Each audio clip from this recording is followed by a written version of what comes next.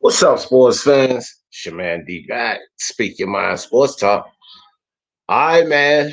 Don Ramon, first up in the building. What's good, Don Ramon? You the X Games, what's good? Mar the Machine, my brother Mar, what's up with your dog? Ronald Finkley in the building already. What's good, Ron?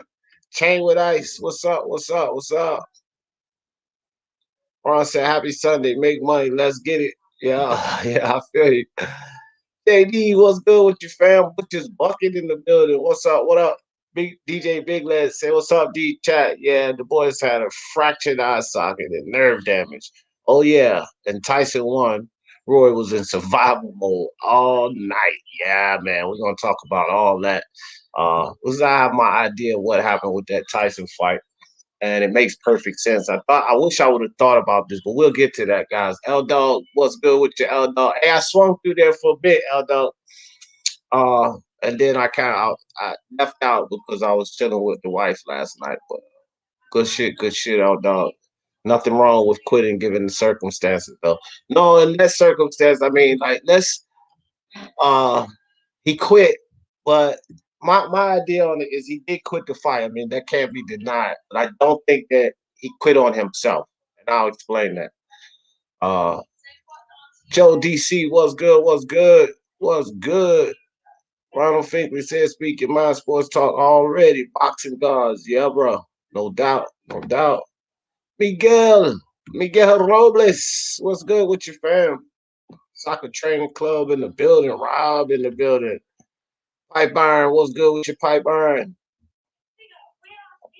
RGC gameplays in the building. What's good? What's good? PSK, KMXBC, everybody jumping in. All right, that's what's up, guys. Put that link in the chat just in case anybody wanna jump on the panel and talk about the fights last night. So, look, I'm gonna start off with this, man, with the Roy Jones and the Mike Tyson situation. Um, the guys, the fellas over at Puff Sports, you guys see them coming through every now and then. My man Mills, uh, locker room, Boston Nick comes through, Billy Brisbane, those guys, Jeff, and anyway, those guys over at Pub Sports, they asked me about this fight, and I said, don't bet it. Don't bet this fight because this is a Vegas setup, is what I said. Now, I wish I'd have thought more into it, right? Because check this out. If I would have put the Joe Joyce fight, 10th round, which y'all know I picked that right. If I would have stuck this Mike Tyson and Roy Jones on there as a draw, bro, that would have been $5,000 off of a dollar ticket. I would have stuck that in there. Because I think the odds on that was like 22,000 or something stupid for it to be a draw.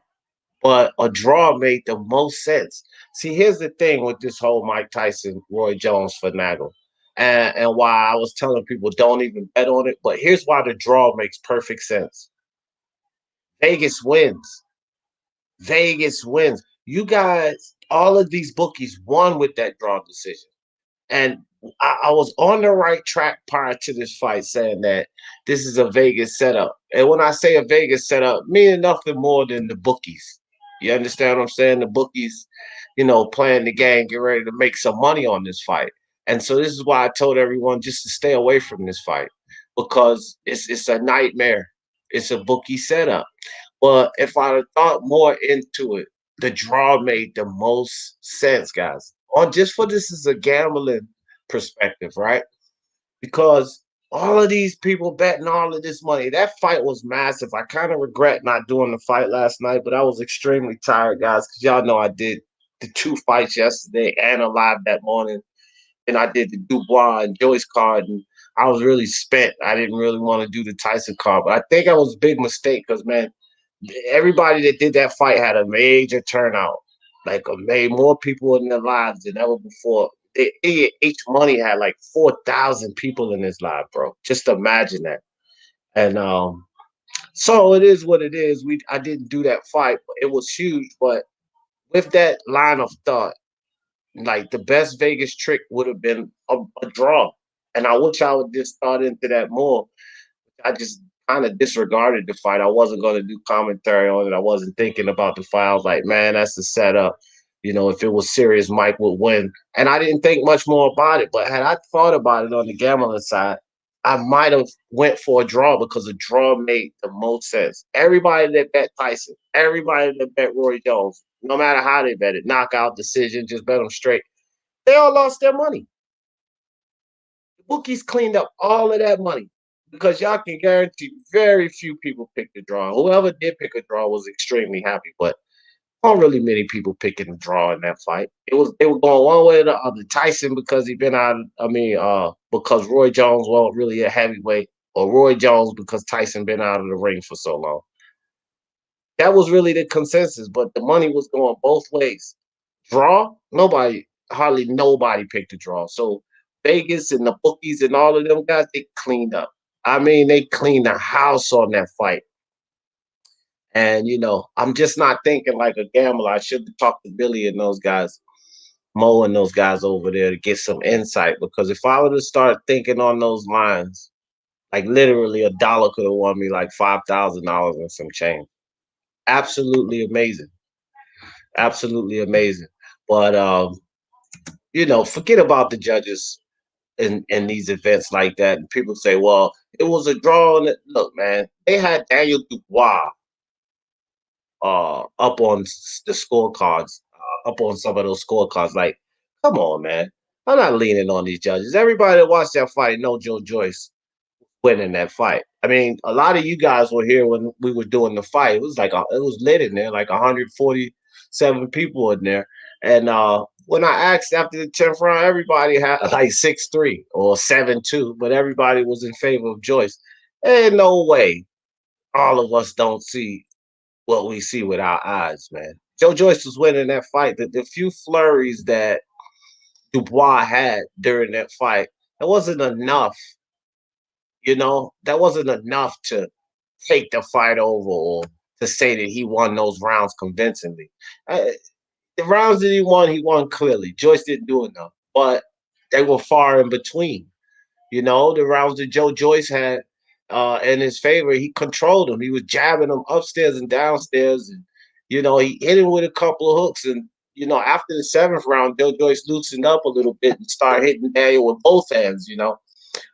So I don't know, man.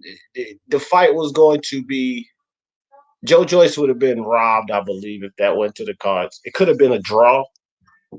It might even went to a draw. But Frank Warren, it just appears to me that Frank Warren definitely had to fix it. That's why he was so damn confident. He was confident as hell going in there. He just knew, he's smiling from ear to ear. And he didn't really want to give Joe Joyce full credit. Because his post-fight Yeah. comments kind of shaky too. What's up, lady? I'm on. I'm on. I'm on my last one. What up, lady? What's going on? Yeah, man. So that Tyson Jones fight, you heard what I said about that? Did Yeah, you yeah, jump? Did yeah. you catch that? Yeah, Yeah, there you bro. That's go. what I think. That was a bookie setup, man. Of course Because it the was. draw, yeah, with the draw, they took back so much money on that. They took back so much money because most people, and that fight got massive attention. I regret not doing the live on that fight, bro.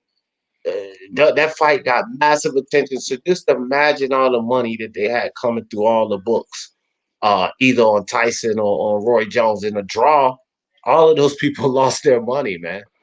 Mate, I wouldn't even pay for it. And I'm not gonna lie to you, like I wouldn't pay for it. I thought straight up, and usually I'll pay for everything. I pay for all the American stuff, I pay for it all. I wouldn't pay for it. I thought this is just an absolute mick take of the fans. This is two grand piece, and it ain't like everyone. We can remember the past, and they're not the same fighters, mate. You know what I mean? Like it was just a money making. It was just a money making machine, and I thought I'm not having no part of it, mate. No part of it at all. Do you know what I mean, D? Yeah, yeah, I feel you. And then with that damn Logan Paul and Nate Roth. Robinson fiasco on there was just something else, just to draw a whole lot of money. You got to think with Mike Tyson and Roy Jones jumping in there, and then you put this kid Logan Paul, this YouTube sensation, in there with an ex basketball sensation, Nate Robinson. That thing drew all kind of crazy fans into that card, bro. You know what I See, I don't mean? know. I don't know who this guy was. Was he a proper NBA player, or was he He was just a like very some? damn good NBA player, bro. He won a dunk contest. He was on championship competitive teams, and he was a good player. Like Nate Robinson was a good player. The motherfucker was athletic as hell too. He played football and basketball in school, right? So, um, Why but would I he mean, do that to himself? Why would he do that to himself? Put money, himself man, there. money, bro, money. Because people say, "Oh, he had this great football career." That shit means nothing. These kids blow through all of their money, and after their career's over, a lot of these kids are struggling to survive after their basketball, football, baseball, whatever. The reality is, a lot of these athletes end their career broke. So, you know, uh, somebody throw a couple of million your way. Like I said, I've said it up here before. Give me a couple of million. I'll go in the ring and fuck around. If I get knocked out, I get knocked out. I'll be 100, a couple of million stronger after I leave. You know what I mean? Bro, it was the humiliation. The humiliation, all the memes, everything. And I didn't even know this guy, like, do you know what I mean? And I'm thinking, why would he do this to himself? But like now you're telling me he was a proper NBA player. Oh my God. So I mean, it's shocking me. And Yeah. like this Jake Paul guy, he ain't even all that. Like, do you know what I mean? He's trying to make out like he's some proper boxer. Right. Mate, he's shocking, mate. He looked too big for the guy for the start. Do you know what I mean? Like it was just shocking me. Do you know what I mean? Shocking. Yeah. It's just crazy because Jake Paul is capitalizing, and I'm not hating on the guy. Like, get your money, get your money, Jake Paul. So, much, shout out to him for getting his money. But he's just capitalizing off the sport of boxing, and these fans are eating it up because the reality is he's not a good boxer. And then he's sitting there, calling out guys, the likes of Conor McGregor and Floyd Mayweather. Okay, I get it. Now this is big money. Is what Jake Paul is looking at. Well, he gets I his could get, ass I could beat get, by either one of those guys. I could get boys off the street who could batter him. Do you know what I mean? Boys off the street who want the money, who Right, need the money, they batter him. Do you know what I mean? But he's going on hitting up celebrities who are in a comfortable life and just beating them up like a bully, making out he's something. No, mate, right. Guys you in the ain't gyms, bro. Guys in the gyms, in the community gyms around the world, will beat the shit out of this dude. They will. I got this kid that I talked to. He's an aspiring boxer. He's in the amateurs right now. Um, he's out in Belgium. His name's Samuel Daru. Right. I'm pretty sure Daru would beat the shit out of Jake Paul. And he's only like Yeah, 17, 18, but I bet you he beat him up. And the thing is this, Jake, 100, Jake Paul, 100, mate. yeah, because he's a boxer. He's an actual boxer. But this idiot, let's forget about Floyd Mayweather, because Floyd Mayweather would school him and make him look stupid, even if he is 42 and much smaller. He'll still school this kid. But when we talk about a guy like Conor McGregor, who's not a boxer, but this is a world level combat champion. He would beat the living shit out of Jake Paul. I don't have no doubt in my mind. He was actually doing decent work on Floyd Mayweather. But Floyd Mayweather just knows how to roll and get away from punch. Conor McGregor would catch Jake Paul clean. We've Yeah, seen him beat yeah. the hell out of Cowboy, Cerrone, and guys like this. Jake Paul has no chance against a McGregor. Look, man, See, when they were see, talking about the McGregor and Floyd fight, I was like, yeah, McGregor has no shot. But against a Jake Paul, I think he beats that kid senseless. I'm 44, right? So my fighting days are well past me, mate. You know what I mean? But back in my Yeah, day, I was a boxer, and I used to box. And I'm telling you now, I would beat Jake Paul. I would yeah. 100% beat Jake Paul. Do you know what I mean? I'm I'm telling telling you. you. Yeah, Nate Robinson. I don't know what the fuck he was doing in the ring. Tony Reviews is one of the guys that come through here. And when they first mentioned this fight, I was like, man, that fight is silly. But if I had to pick somebody, I would pick Nate Robinson. I was like, he's athletic. This dude, this, that, the third. He's strong. He's not just some schmo coming in there. And then so Tony was like, "No, I'm telling you, Jake's been practicing this, that, and the third." I said, "Man, he had one pathetic fight. Okay, whatever." But then I went and I started looking at these guys' footage, right? Uh, I was watching Nate Robinson in the gym, and they were just basically trying to, like, from ground one, Leighton. They were teaching them these basic fundamentals, and he couldn't even get those straight. Mate, He couldn't even get those basic fundamentals straight. And he right was here, when I running seen in. that footage, I He had said, "You no know what? distance, I no changed my distance mind." at all.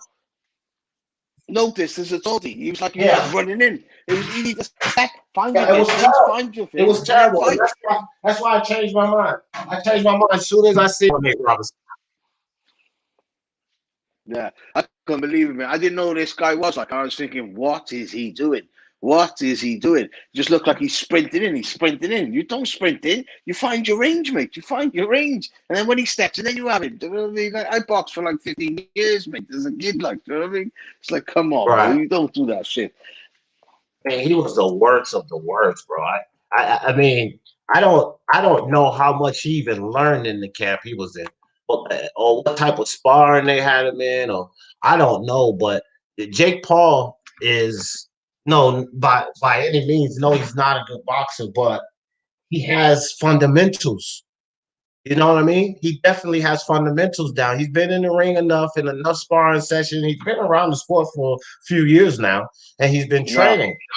Right? So No, I you're was talking looking to about him. He's powerful. He's powerful. Jacob's no, he's been powerful, training. No, but no, no, he's no, got no. no timing. Leighton, He's got no but timing. Leighton, he has been training though. He's Yeah, legitimately yeah. been training, I see that. I'm with and that's the professionals, you know, difference, innit? Yeah, I'm with right? And professionals. that's the Yeah, difference that Nate Robinson came in and he's been training and hadn't been in the ring. His whole experience is 3 months versus a Jake Paul is 3 years, right? yeah, So whether he's yeah, fought this competition or still, he's been involved in this fucking sport, and Nate was green to it, and they showed in that ring. Like to me, what Nate Robinson showed in that ring, he can't even fight. yeah, Like yeah, forget about yeah. boxing. I'm talking about regular street fighting. That You dude can't can't allow. even You fight, can't man. allow that. You can't allow that though. You can't allow someone like less experienced, someone not experienced, because this is what's gonna happen. Do you know what I mean? If you keep doing this shit, someone's gonna get hurt bad, bad, mate. Do you know what I mean? Yeah, but I think they allow that because they can take a look at Jake Paul and be like, okay, well, he might knock him out or something, but he ain't gonna hurt him too bad because he's not shit himself. You know what I mean? It's not like they putting him in there with some pro fighter that will fuck him up real bad. And Jake Paul, look, Jake Paul is But he did a fuck D him up level bad. fighter. He did fuck him up bad. Do you know I what I mean? mean, I don't really think he did. It was a hug fest to tell you the truth, and he caught Yeah, him with yeah. two I clean watched shots. it. I Yeah, he watched the caught him fight, with but two then the clean shots. It was a knockout was like, right. It was a hug fest no. before he dropped him, and then Nate got up, and the ref. The fight should have been waved off to tell you the truth, because when he got Yeah, up for the yeah. count, he The walked first away knockout. from the fucking ref, paced The ref was around, and then talking the to ref him. still let him fight. Yeah, yeah, 100%. 100%. I agree with that.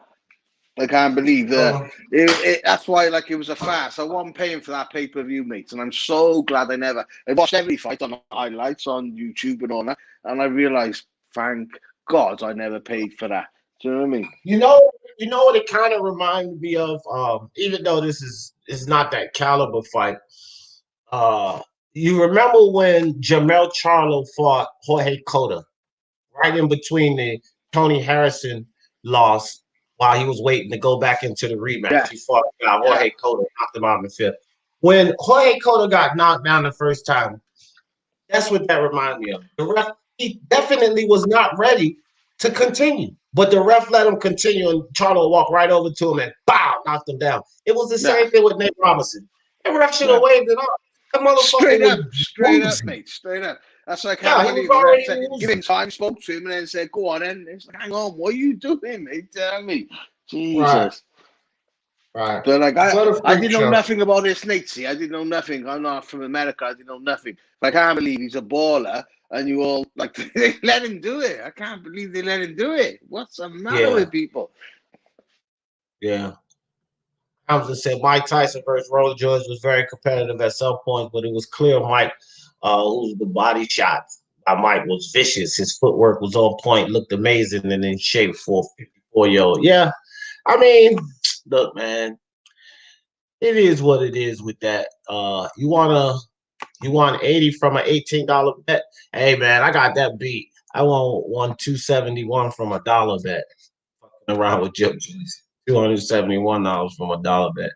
Bulls Ruger, I'm having a Busweiser, a Budweiser. You forgot the D in there. But yeah. Yeah, hey. Got the D in there. Frank saw DDG man, yeah, right. I don't know why he saw that. If he saw Daniel Dubois as his AJ, then he should have moved them up the ranks like AJ was moved up the ranks. But Dubois, guys, I remember a lot of you guys was here for the live, and I said this. I blame Frank for Daniel Dubois taking this loss. And then Daniel No, Dubois took the loss, and I'm going to go right back to that. It's Frank Warren, the way he moved Frank this wanted kid. the He moved money. it. Frank wanted the big money, didn't he? He wanted the big money, Frank. Yeah. Frank wanted to move him like AJ. Frank thought he was trying to compete against Matchroom, saying I got the new AJ. That's what that was all about, mate. And I'm moving him quick to show you I can do whatever AJ does. Problem is, Leighton. The problem is, Leighton, he didn't move him like AJ because AJ fought the right competition coming up. Look, man, I just was on Ring IQ before this live, and they were going back and forth about it. You See, I guys was had there. different I was there, perspectives. but I couldn't make Yeah, no okay. sense of it. I love All right. Julius, but I So couldn't bet. make no sense of him. So I asked Julius this and the rest of them at the end. And it really was an obvious answer. We just kind of laughed it off. But it was just like this. If you have two guys, let's forget about the results of the fight and who you were picking going into this fight. But if you have two guys where presumably it's supposed to be a good matchup, and you look at the last two opponents, based off their last two opponents, who would you pick? Would you pick the guy that fought Fujimoto and Ricardo Schneiders, or would you pick the guy that fought a fucking Brandon Jennings and Wallace? I'm definitely picking the guy who fought Brandon Jennings and Wallace. You understand what I'm saying? See, And then so if you see, track these I was two on guys, Max. hold on real quick, hold on. If you track these two guys' resume, that's basically what you got. If you look at the guys Dubois fought along the way, and you look at the guys Joyce has fought along the way, man, there's a clear indication that Dubois had an uphill battle. Seriously, an uphill battle. That's true. See, That's it was hype job, and that's what it was. And it's come to an end with hype job. I was on Mark's stream when we watched it live. Mark won at 750 quid on it. I bet round 12, just a lucky 10, and I had 80 to 1 on it on Joyce. But we were all in Mark's stream, we were all adamant it was fucking Joyce going to win. Joyce was going to win. We were all adamant Joyce was going to win late. And that's what happened. Because Dubois has fought absolutely nobody. Nobody at all. You name me someone with any intent, any ilk, anything. He's not fought no one. He has fought pushovers, pushover after pushover after pushover. And then when he fought someone, and let's be honest, Joyce ain't the best fighter around. Joyce, he's too slow. He's going to get knocked out when he gets to the top 10, top 5. All right, top 5, he's getting knocked out. Do you know what I mean? But Daniel Dubois, he's 23 years of age. He's a baby. I'm telling you, I got trainers older than him, mate. He's a baby. He got time. Let him come back. But Frank Warren needed to try and rush him to match up with Matchroom and have their new Joshua. Do you know what I mean? Gentlemen, how y'all doing tonight? Wonderful. What's up, Troy? Yes, Troy. You all right, mate? You all right, Troy? Yeah, listen, back to Nate Robinson, man. If I could get him and Umar Jim for 6 months, he'll come back in June and knock this boy out. No, he won't. 6 months. I can't see it, Troy. I can't see it, Troy. 6 months. Of course, you can't see it, but I'm telling you, 6 months time. If he could come to Umar Jim, he'll get trained right and he'll knock this boy out in 6 months. No, he won't. You have no idea, so you can't speak on the gym. You've never been there. You don't know who trains there. No, I'm not. It's not about the gym. I'm not discrediting the gym. It's not about the gym. It's not about the capabilities of the trainers in those gyms or in that gym or anything else. My assessment is based on Nate Robinson. Nate Robinson's workout videos and training and what this kid can process. I just said this before you jumped up here, Troy. Sometimes, just like a Wilder situation, it wasn't breathing. It was Wilder. It was Wilder's ability to learn and take in this information. So you can send them to whatever fucking gym you claim. If the kid don't have the aptitude to take in this stuff, he ain't gonna fucking win. I don't give a fuck who trainer you send them to. And my point to you, Troy, is I'm assessing this based on Nate Robinson. He couldn't even get the concepts of the fucking fundamentals, dude. And you're telling me something about taking them to some other gym? If he can't understand fundamentals, I don't care who you take him to. Take him to Jesus, nigga. They're gonna click. And I'm telling you, the program there, he'll be right within 6 months because he's gonna stay on point. He's gonna stay on the program, and I could tell you he's gonna be a much better fighter, much more focused fighter, and he's gonna see much better in that ring. And he will not. Let me tell you something. You're just discrediting the people who trained them. That's all you're doing. You're discrediting the people who trained them, Troy. I fought from 8 years of age. 8 years of age, I started in the gym boxing, and I finished like 19, 20. Yeah, there's no way you're going to teach someone fundamentals like that. You can't. You just can't, mate. You just can't. Okay, he's not fighting a world beater. He's not even fighting a professional. He's fighting a guy who's just a guy. I wasn't a professional. I did an amateur. I was a kid. I grew up doing boxing. What I'm trying to say to you is when I meet people, it ain't gonna happen, Troy. It ain't gonna happen, mate. It ain't gonna happen, man. I don't have any proof that it won't happen, so I'm sorry. I'm going on what I know I've seen in that gym and who's in that gym. Right. Let's go on reasoning. Let's not, the gym, boom. Let's just go on reasoning, right? There are a lot of gyms around Troy, around the world. There are a lot of good, solid trainers around the world. That exclusive gym that you know of, it's not the only good gym around the world. Here's another thing. You have people with big money that were putting great people in front of Nate Robinson. He had some good trainers, some good people in front of him. The kid could not get the concept, Troy, is what I'm telling you. Listen, what you saying is this gym you got, can they just bring anybody in there and turn them into a guy that's going to destroy someone? No, because boxing is not for everyone, okay? It's not for everyone. The athletes, I was watching a show, a UK show, I can't remember the name of the guy, but he had a bunch of celebrated athletes in the UK. It was for like black, I don't know, African American month or some shit like that. It was celebrating black people, but it was 6 black people on the panel. And then Anthony Yard was actually on the panel. And he asked them all a question. He said, I want to ask all of you guys, and they were all involved in different sports. You have rugby, football, gymnastics, and so forth. And they said, what do you guys think is the hardest sport? Every one of them picked boxing. Every single professional championship gold medal winning athlete said boxing was the most difficult. So what I'm saying, Troy, is I'm basing my assessment on the individual. The gym you're talking about is not no fucking magical gym. You can't just put anybody in there because the facts are boxing is not for everybody. So when I take my assessment and I look at Nate Robinson, who's a fucking basketball player, mind you, right? Not a boxer. Yes, he's an athlete, but he's a basketball player. And when I look at Nate Robinson, I think, look, Leighton used to be in the ring. I used to be all around the fucking gyms. My uncle was a professional fucking boxer. So we can take a look at guys and assess them and see, hey, is this sport for them or maybe not so much for them?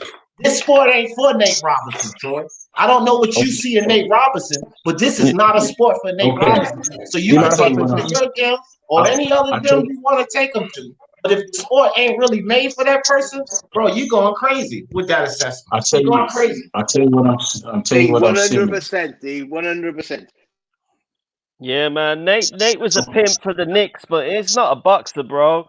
Like, listen, Nate Robinson is an old man. What fundamentals are you gonna teach that guy, man? Come on, bro. Okay. I tell you what I'm seeing. I'm gonna tell you the reality of it. Hello, everybody. Oh yeah, hello, wonderful. Listen, the guy that he's going up against is no boxer himself. He's no world beater. He's not ranked anywhere. He's not a professional. That's why I said you got 2 guys that are basically. Younger guy, though, bro. Let me finish. Let me finish, please. Thank you. You got 2 guys that are going in the ring that are not that well experienced. I'm telling you, 6 months time, Nate Robinson could beat this guy if he comes to this gym. I know for No a fact. chance, bro. No chance. You Where's don't the know gym? that. Where's You the don't gym? know that. Where's the You gym? don't Where's know the that. gym? What's this Baltimore. gym? Umar Okay, Boxing. okay, here's the thing. Because no. Here's the thing. He's gonna come in and he's gonna learn how to focus.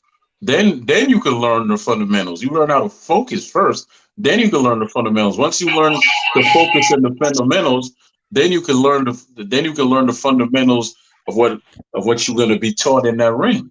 Those are the three things you have to start with, right there. All right, so Troy, let me ask you this then. Okay, I get it. They're gonna teach Nate Robinson these things that he clearly doesn't have, right?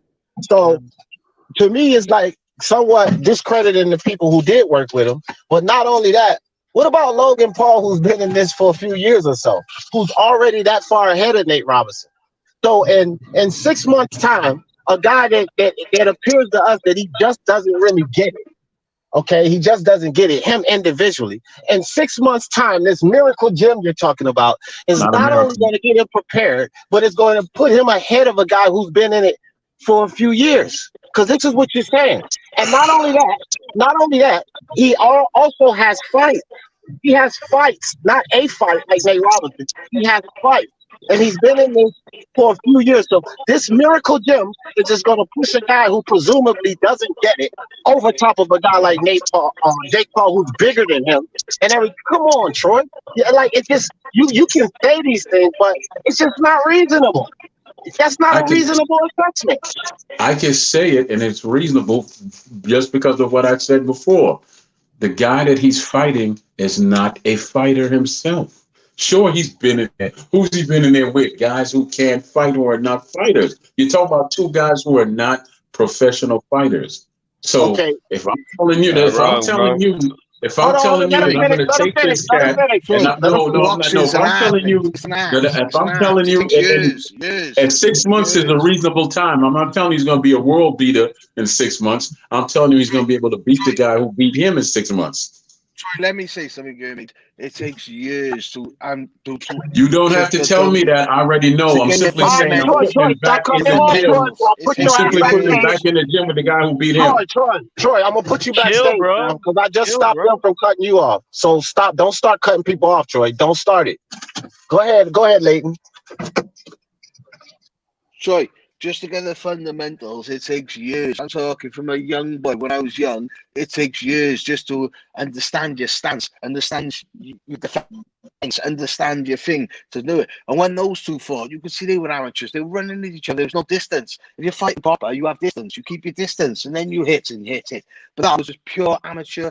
And you could see Jake Paul wasn't running in. It was him running in. He has not got a clue. He has not got a clue, Troy. I swear to God, mate. Yeah, and you cannot teach that in fucking 24 hours or whatever, mate.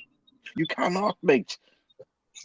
Okay, you're talking about a man with only 3 months of experience, and I don't need to be told what it takes to box. I boxed. I really don't need a history lesson on the sport. I don't know everything just like nobody does. Man, come on, I get it. Okay, right? So my point is, now if this dude that he was fighting was a professional and actually was somebody, I wouldn't even say crazy stuff like 6 months. But the dude is a nobody that he fought, and he's not a fighter himself. So I'm saying 6 focused hard months with these folks in this gym. He's coming back. He's gonna beat this cat. He's gonna beat him. All right. So let me say this to everybody, and I believe everybody here would probably agree to this, because, bro, we all watch this sport that we love called boxing. My main thing is that, Troy, what you're saying is an unreasonable assessment, because if we take any of these fighters, even guys that can fight, and you have a guy that's 3 years ahead of a guy basically just starting out, it ain't making sense, fam. Not only is he 3 years ahead, the dimensions are greater. Like, he has greater dimensions, fam. He's taller, he's longer, he's bigger. All of this shit, fam. And you just dismissing all of that. So forget about what Jake Paul can do. You say, oh, he's not a fighter either. No, he's not a fighter, but he's been sparring with professional fucking fighters, fam. Nate Robinson is green right out the grass. What are you talking about? Like, you're not even making sense. No, it makes perfect sense because No, okay, it makes sense only 3 to you, years Troy. of what really? You said 3 years, right? Of what? No, 3 I years said of what? it will be 3 years. It will 3 be 3 years of years by the what? time 3 years of what? of training, Troy. Stop acting retarded, man. Of training, of True. being around the sport. True. He's still listen. I've seen this cat fight once or twice already. He's not a fighter. This guy here, Troy, I just said he wasn't neither a one of fighter. them are fighters actually. Yeah, But but one guy has you been could in this work sport for with. 3 years, and the other guy's been training with boxers, and one guy hasn't. You're not He's making going to sense, be man. training. He's going to be training with boxers. He's going to be training with great trainers. And like I said, he's going to learn how to focus. He's going to learn. He's going to learn the fundamentals, and then he's going to go from there. And we're going to build him. Troy, let me say something here, mate, right? Go ahead, It's man. disrespectful for you to say what you're saying, right? Because, listen, I boxed for years, right? And it's like, you've got to learn from the grassroots. You've got to learn from the bottom to come up. This guy can't expect to come in and no, you've got to learn from the bottom, mate. And from the bottom, I'm talking as a kid. I boxed 8 years of age. Gone there, did my first fight till I was 10. Right? I was training for 2 years for my first fight.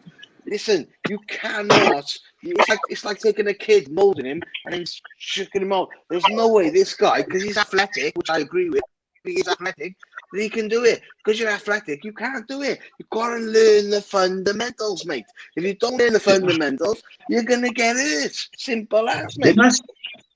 Didn't I say Jake Paul already has a lot of these fundamentals already established. He doesn't have to be a world-class fighter, but we can look at Jake Paul and see that he has fundamentals established, and Nate Robinson is less than green, fam. This dude was charging him like a fucking Brahma bull. Like, he had no type of skill, nothing at all. Jake Paul has a stance, he has footwork, he has a jab. Like, he has more fundamentals established. You're talking about a 6-month period that you're going to take a kid with no fundamentals at all over a guy that has already have fundamentals established, built in the ring with professional fucking boxers, and he'll be 3 years over him at this time. And we're just going to take this kid with no fundamentals and bring him back and beat this guy who's already has a lot more established. Like, get the fuck, bro. That shit only makes sense to you, Troy. That shit only makes sense to you, Troy. Troy, I'm still talking. Troy, I'm still talking. That only makes sense to you. This is why you have to argue with everybody on the panel, because it doesn't make sense. It only makes sense to you. Okay, well, Troy, again, when I'm talking, just let me finish, and then you can get your nonsensical fucking reasoning off. So go ahead, Troy. You could speak without the fucking insults. So go ahead, man. Go ahead. Yeah, go ahead. I'm done now. I'm done now. Now you don't want to talk when I'm done. I don't think I insulted you one time. I've kept it respectful. I haven't raised my voice and all of that stuff. No. Let me get my. I'm not saying that this cat only fights when he has to fight. I'm telling you that this kid will be in the gym for 6 hard months learning from some great trainers. This cat only trains when he has to train. Okay, wrong, Troy. Wrong. Hold on. No, Troy, we're not done yet. Troy, that's the difference within the 6 months time. That's the Troy, difference. chill for a second. Troy, what? I thought it was my time to speak now. Troy, chill for a second. If you say something that you're dead ass wrong on, I'm going to interrupt you. The kid has been. Okay, hold on, Troy. You got to chill, fam. Like, you make me want to put your ass backstage. Just chill for a second and listen. If you sit up here and say this kid only trains when he has to fight, you're fucking wrong. The kid has been training constantly. Ever since he had that first hit and he started getting into boxing, he's been training constantly. He's been in the gym with fucking Ryan Garcia, off fights, not even having a fight schedule. So if that's your idea that he only trains and you're trying to make a point based off he only trains when he has a fight, you're fucking wrong. Wonderful. That's your problem. Wonderful. I don't have a problem. Listen to me. You don't know me. You don't know what my issues are or what my issues aren't. So please stop saying that's my problem and speaking in these terms. No, let me say my piece. My point is this. It's possible if Nate comes to this gym I'm talking about in Baltimore, all these things will happen. This is a court of opinion. This is a court of opinion we're speaking on, not a court of fact. So what I'm doing is giving my opinion, and I'm telling you that it's a possible thing. I'm not saying it's possible. I'm simply giving my opinion and saying that it possibly can happen. That's all I'm saying. Period. Ain't no need for the insult. You raise your voice and carrying on. I'm not arguing with you because I don't argue with you. I don't need to argue with you. All right. I really don't need to argue with nobody. Go ahead and say what you're going to say now. Yeah. Troy, what I said was really clear and simple. You can run around the bush all you fucking want, man.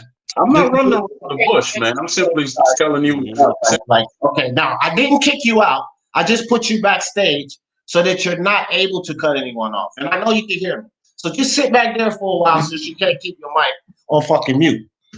Now, again, if you're going to base an assessment off of false information, of course it's going to make sense. If you're going to base an assessment off of this guy doesn't do anything, he only fights when he has a fight come. Okay, yeah, all of that's going to make sense. But so many times, admittedly, Troy, you sat up here and said that you don't follow this sport like a lot of us do. You said this yourself. So you're not on fucking Instagram, Twitter all the time, Facebook, watching these guys' personal posts, looking at them in the gym, looking at him doing body punch challenges and in the gym with Ryan Garcia. You don't even have no fucking clue of all of this. But the assessment that you gave us was based on the fact that Jake Paul is doing opposite of what you said. So it cannot make sense. Because if you at least be reasonable and say, okay, well, I didn't understand that this kid was training more often. I thought he was training less often. And then you can be reasonable about it. And you can say, you know what? Knowing that he was training more often. Okay, back again, because I'm not finished. But knowing that he was training more often, then it's reasonable to assess that, yeah, maybe he will need more than 6 months. But you're not even willing to do that. You're not even willing to be reasonable. So when I say nonsensical fucking reasoning, you can take that as an insult. That's basically what you're displaying to all of us. Yeah. Now go ahead, Troy. I wish I could make this all come true, and I wish I could get this cat in the ring for 6 months just to prove you wrong. Because now I'm just being. Now my pride is involved. I wish I could get this cat in Baltimore for 6 months and then bring him back in June or July. I love you, but 6 months ain't doing it, mate. 6 months is not doing it, mate. It's not. I love you. How do you know? I said that's what I'm saying. I wish I could get him in the ring for 6 months just to prove y'all wrong. I wish I could, but I can't. Okay, well, all of us are saying. Okay, well, all of us are saying that that's unreasonable. I don't care. When are you gonna realize I don't care what people think? Yeah, it doesn't matter, Troy. But if we say it's unreasonable, you have to back it up with logic. And the shit I don't back it up with is illogical because you're not taking into account a lot of other factors. You're just saying something about some fucking miracle gym that can turn down some super fucking fighter. You know, basically overnight, when you look at the grand scheme of boxing and how guys learn, how they're brought up in this sport. No, Troy has this super miracle gym in fucking Baltimore that can do it all much quicker than anybody else can. Get the fuck out of here with that. I said 6 months. I didn't say overnight.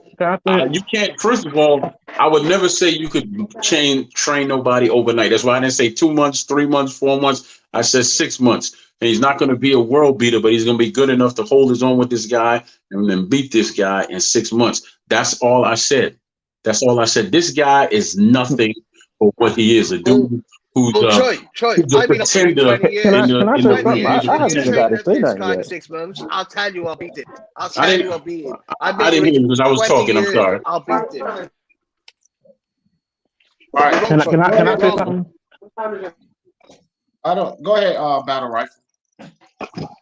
Okay, so here's the thing. Now, I don't really know like who he trained with or what happened with the fight.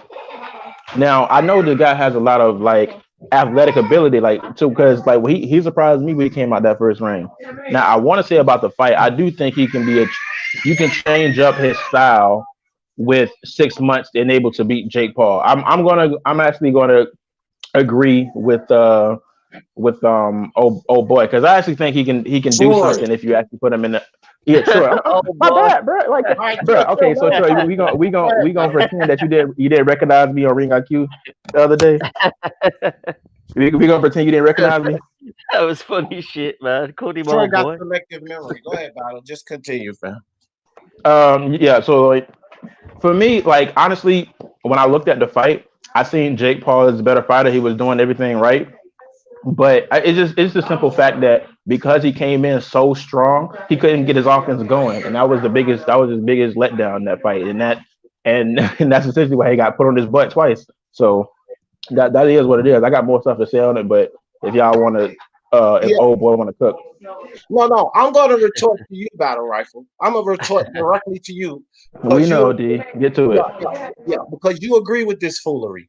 Let me tell you something of why it's foolery. It's not as if Nate Robinson went in there and did anything. He had no success. Yeah, he came out looking decent in the first round, but he had no success in this fight. And the first time he got himself into trouble, like I said, this dude can't even fight on the street. Bro, I have so many fights, so many street fights racked up under my belt. No, it's not professional. But I can tell that this guy cannot even fight, fam. This is a guy that cannot even fight.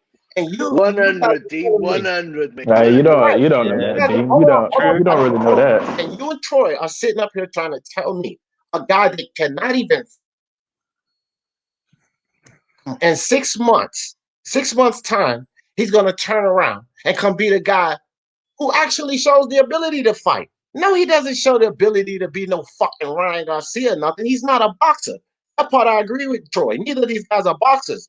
He shows massive loads of more ability than Nate Robinson. Nate Robinson is so far behind now. How the fuck do you guys figure in 6 months' time it all gets turned around? There's Like, no what the hell are chance. we talking about? What makes you think he's not a good street fighter? Because you got. Shit. Did you see He's the shit, fight? bro. Did you see him Wait, in the ring with Battle Rifle? That I means did if see him you in the ring. think Yeah, he's a good street fighter, that means you can't fight either. that's what it means. Because when I Yeah, recall, it must mean that. it's a boxing match. Yeah, So bro. He it's can't do boxing shit. rules in that. It's boxing rules. Man, I don't know you, man. Who are you talking to? Anyway, so so like I'm saying, like we talking about a boxing match. There's obvious boxing rules. If it was a No, street fuck fight, boxing match. I'm talking about somebody. street fight. Nah, you can't just dismiss the fact that it's a boxing sanctioned match. There's No, I'm boxing not rules, and dismissing it. I'm in a asking you street a fight, question, Battle it's Rifle. no holds bars. Okay, Battle. I'm not dismissing none of that. I'm asking you a question. Street fighting. What you seen in the ring, does he appear to be a guy that can even fight, son? That's what I'm asking you, Battle. What shit he was doing in the ring? I didn't see enough. So that's the fight ended quickly. The fight ended There quickly. you go. No, There you I'm just saying it was a lot of clinching. It was just it was a lot of wrestling and stuff like that. So No, honestly, he's trying to bum. that's He not was a. trying to The bum guy rush him. was He so was trying far to bum rush. behind. That's what it was. There wasn't no clinching. The guy was running in like rugby tackle. Yeah. There Bum was a lot of rushed him. clinching, bro. We could acknowledge there was a lot of clinching. Exactly. We can acknowledge there was a lot of clinching, man. It was just a lot of. Go ahead, Battle. Go ahead. No, go ahead. This is what I was getting ready to comment you anyway. That's why I wanted you to finish. This is what trips me out about you, Battle, and I want everybody else listening to know this. Fucking Battle Rifle. This dude fucking boxes, fam. This dude Battle Rifle right now that agrees with this nonsensical shit Troy said. He boxes. So I think that you're being dishonest, Battle Rifle, because I know that you box. When you look at Nate Robinson and what he was doing in that ring, you know fucking well this dude can't fight. But you're not coming up off of that because you want to sit here and support this nonsensical point you and Troy fight. But you know fucking well, as a boxer, Battle Rifle, you know fucking well Nate Robinson ain't showing no ability to even be able to fight. Stop it. Stop it. It's not worth all of it. Nah, man. Nah, you on it. You own it today. I know you trying to get on Troy's head, but nah, I ain't going for that. I think with the right trainers you can get him right. It's a debate of whether or not he will actually listen to what the trainers give him. But if you get some right trainers, I would like to think that he will listen to his trainers.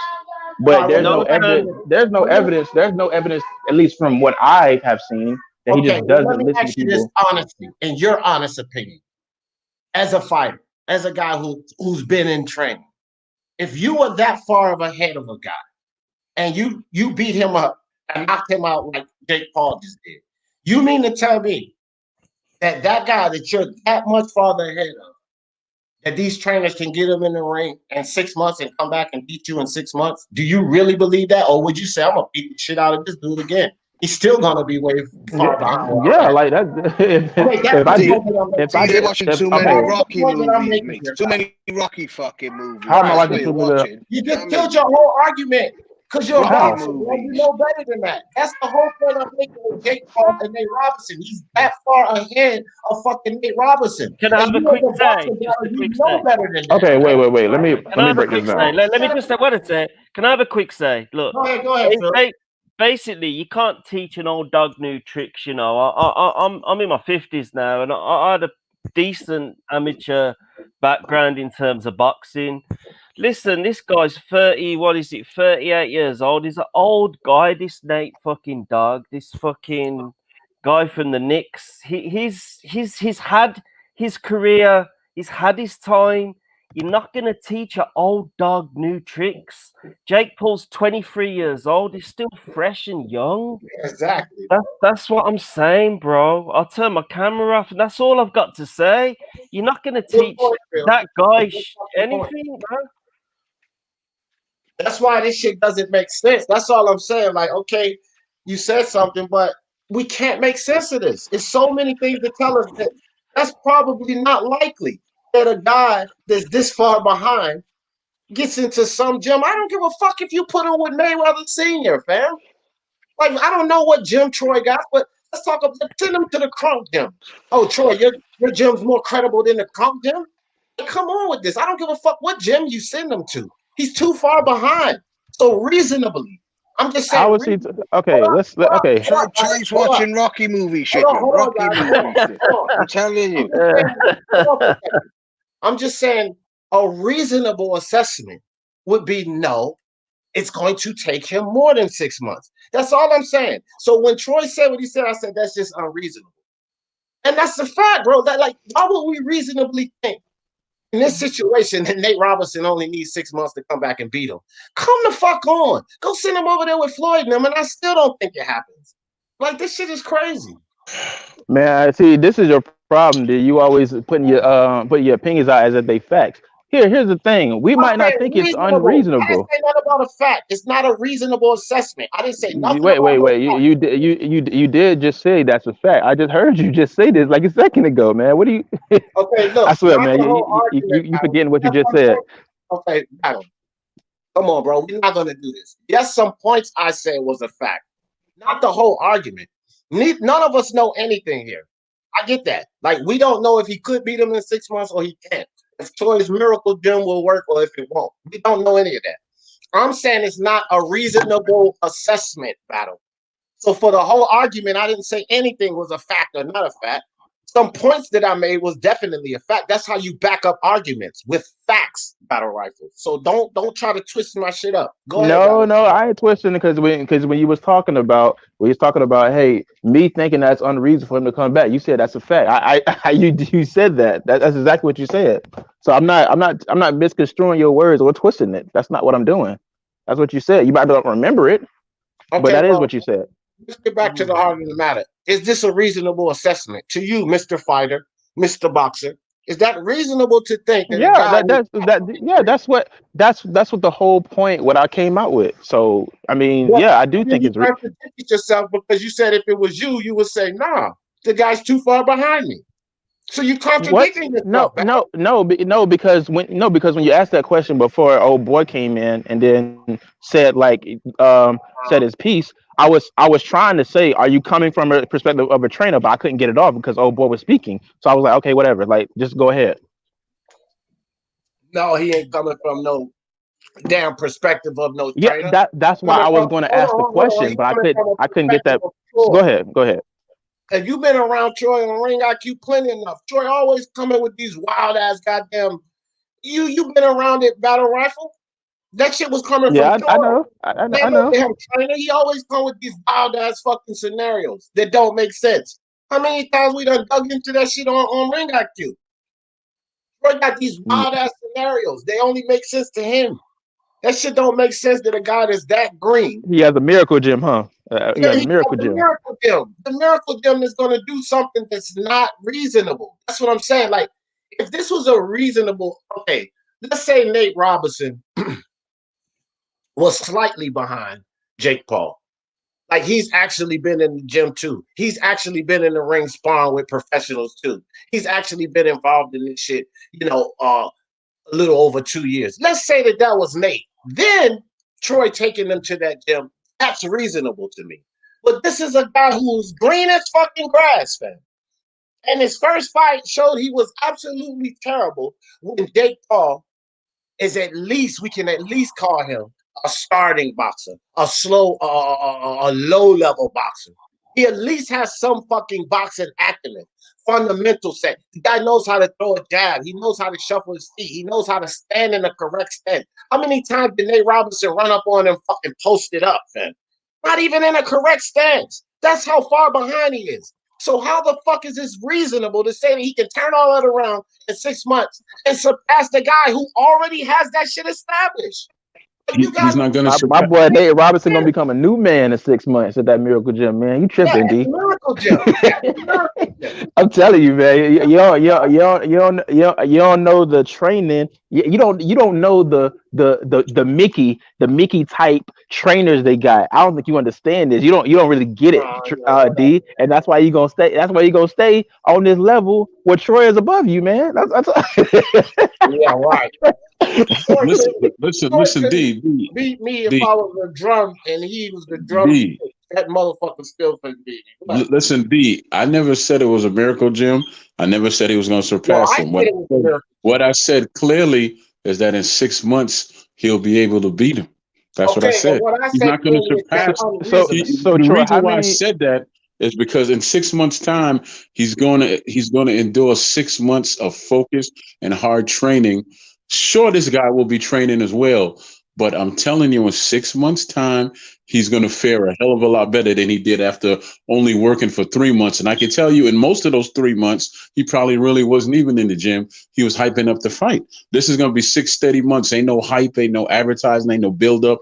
No way, man. He was ripped. Straight Listen. Okay. Let him finish. He's going to be there for 6 straight months with dudes who's in the Hall of Fame, dudes who are pro boxers. These are dudes that if I tell you their name, they're going to mean nothing to you. But these are the dudes, these are the men. I'm sorry for calling them dudes. These are the men who are older than me who they didn't make it, but they've trained fighters who have made it. And that's why I'm so tight with them for 20 years. That's why they have my respect. You could go ask Gary Russell about them. You go ask Franchon Cruz about them. Go ask Tank. Go ask Rahman, go ask anybody in the DMV area. Since you don't seem to know, you go to Headbangers Gym and drop the name of Umar Boxing. You go to Ireland and drop the name. You go to Naples to that team, drop the name. You go to Puerto Rico, drop the name, and they will know. All right, Troy, come on with that, man. Respect it, okay? Come on with that. Come on with the dumb shit. Hey, Troy, who is the Hall of Famers that train at the gym? No, he can't be calling out guys' names. So here's the thing, though. Here's the thing. All of that's irrelevant. All of that shit Troy hollering about, asking about the gym, the relevancy, and I said this before, he came right back with this stupid gym shit. It ain't about the fucking gym, fam. Always with the insult. There you go. That's why I put you backstage. It ain't about the goddamn gym, bro. It's not. It's about the individual. This is the sport of boxing, fam. And I don't know, like, I guess I must be some fucking idiot. Except I can keep assessing these fights correctly. Like, motherfuckers run, oh, D did it again, D did it again. Why the fuck do you think they say that? Because I do understand the sport of boxing. You should be proud of yourself. Anyway, we don't have to. It's not about pride. It's not about wisecracks, Troy. It's about I can validate that I can understand what's going on in that ring. That's all this is about. So, okay, so Troy. can I. So can I. Look, Troy, zip it for a second. Stop interrupting me. Stop. Seriously, you're getting disrespectful. Like, the rule on this channel, Troy, is don't interrupt people. And if you keep doing it, you're being disrespectful. Now I'm telling you that you're being disrespectful if you continue to do that every fucking time you come up here. So you can't say I wasn't being disrespectful. Now we have this established. Please stop it. Now, seriously, dog. You said your piece, and I said, okay, you have your opinion. that's fucking fine. It's an unreasonable assessment. And I gave you so many reasons why it's unreasonable. Battle rifle, I put him in the same situation. Nah, he ain't gonna come back and beat me. So it's clear that that's unreasonable. It's unreasonable by what we see in boxing, fam. It's just like I was saying about Daniel Dubois and Joe Joyce. Why do people think Dubois is going to go in here when he has not been moved the right way? Look at what these guys have done, and you can tell by what they've done who's most likely to win. Well, Nate Robinson is green, and he got knocked the fuck out, where Jake Paul is involved in the sport constantly. So if Nate Robinson is going to go to this miracle gym and learn all of these new things, what is Jake Paul going to be doing? He's been training the whole fucking time. So he's just going to sit around and not get better himself when he's already better? I'm just saying what you said is not reasonable. It's not a reasonable assessment. It's just not.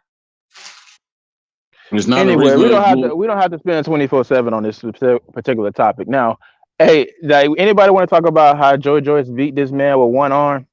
Sure, that's a great topic, and you could talk about what Joy Joyce's mom said to him after the fight. I think that was a brilliant, sensible, reasonable comment.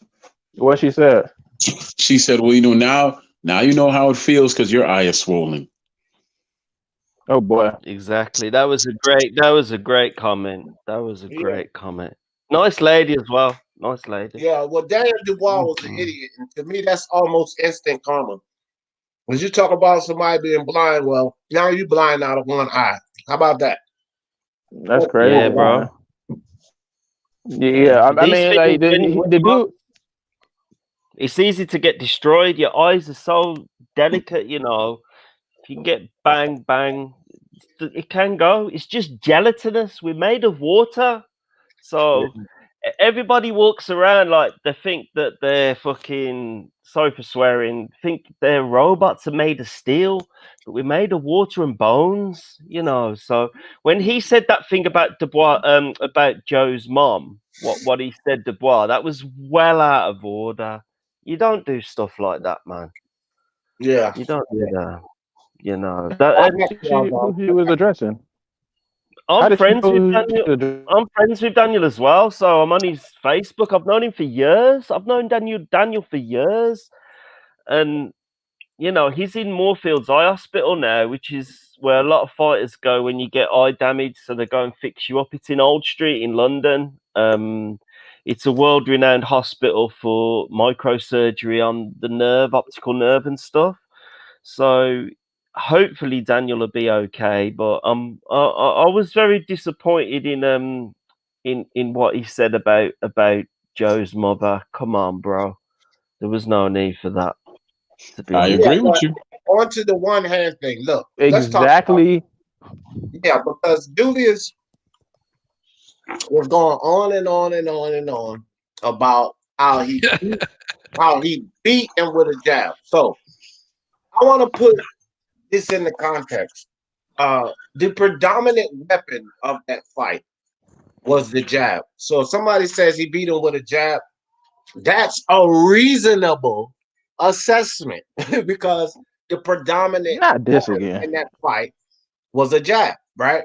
But I don't want people to get the idea is that this is all he threw, because that is where things get twisted. No, he was hitting him with body shots.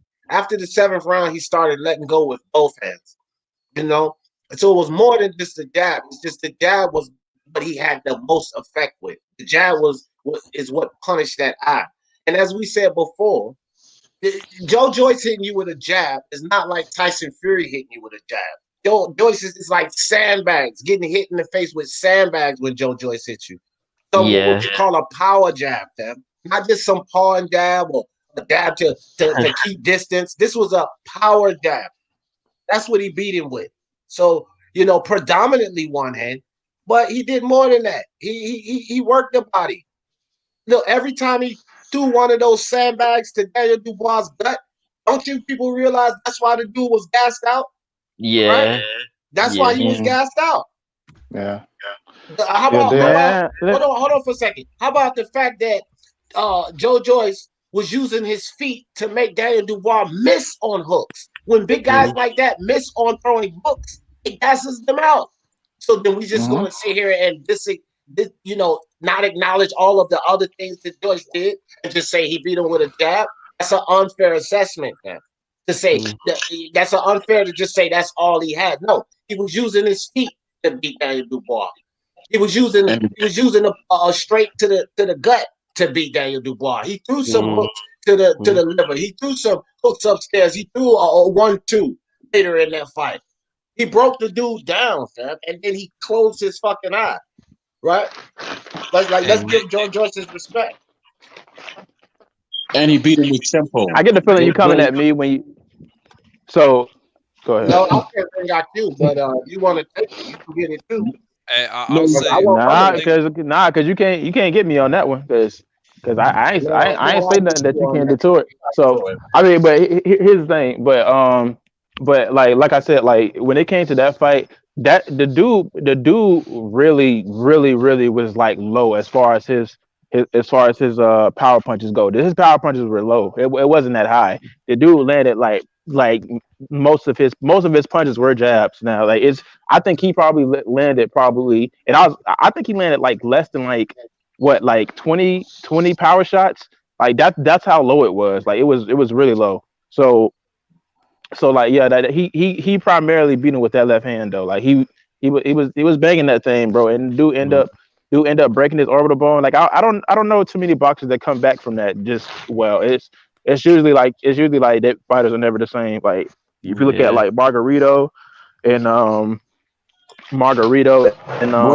freaking Kell Brook or freaking Sugar Ray Leonard came back and did it, but I guess that's the only person I can think of. None of those guys were 23, fam. Yeah, he took like so long out of the ring though. He took like 3 years. And all of those guys was over. I mean, he beat Marvin Hagler on the way back, so I think that's still good. Here's the thing, Battle. All of those guys was in their 30s when they faced that situation. And was 23 years old. I broke my fucking leg and ankle at the same time when I was young. I don't have any problems with that shit now, and I'm 45. No problems. So he's 23 years old. I'm not going to compare what he can bounce off of at 23 compared to guys who was in their fucking 30s. Like, come on with that shit. Not even people. Wasn't that boy Alan Minter eye broken when he fought Marvin Hagler and he was still good? Well, I would just support what I'm saying. So yeah, I guess so. No, but Ray was 25 when that happened because I was in the first Hearns fight. But I agree, he did beat him with a jab and tempo, and he fired off the right hand when necessary. He got the body shots off. Joe Joyce, I've said this before, he's one of the fighters that you could look from the outside in and say, okay, I can beat him. He's slow, da-da-da-da-da. But he knows, I don't know who his trainer is, but he knows how to control the tempo of a fight. He does. I can give him that. And he has some very good movement in there, too. Subtle. Everything he does is very subtle. It's not flashy. It's very subtle. Wait a minute. I heard he trains at Umar Boxing in Baltimore. I picked Joyce. Oh, okay. Same here too, but I got my round wrong. I had an 8th round TKO. What? Because it was so many people in the hangouts. I was just talking about Dubois gonna beat this dude. And here's the thing, I actually felt Dubois could have beat him. I just haven't seen him at that level, so I went with Joe Joyce. And Joe Joyce, he impressed me, man. That job was on point, man. That dude. And Daniel Dubois, he impressed me too. The dude had the combinations was on point. His jab was on point. Eventually, he started to waver because his eye was messed up.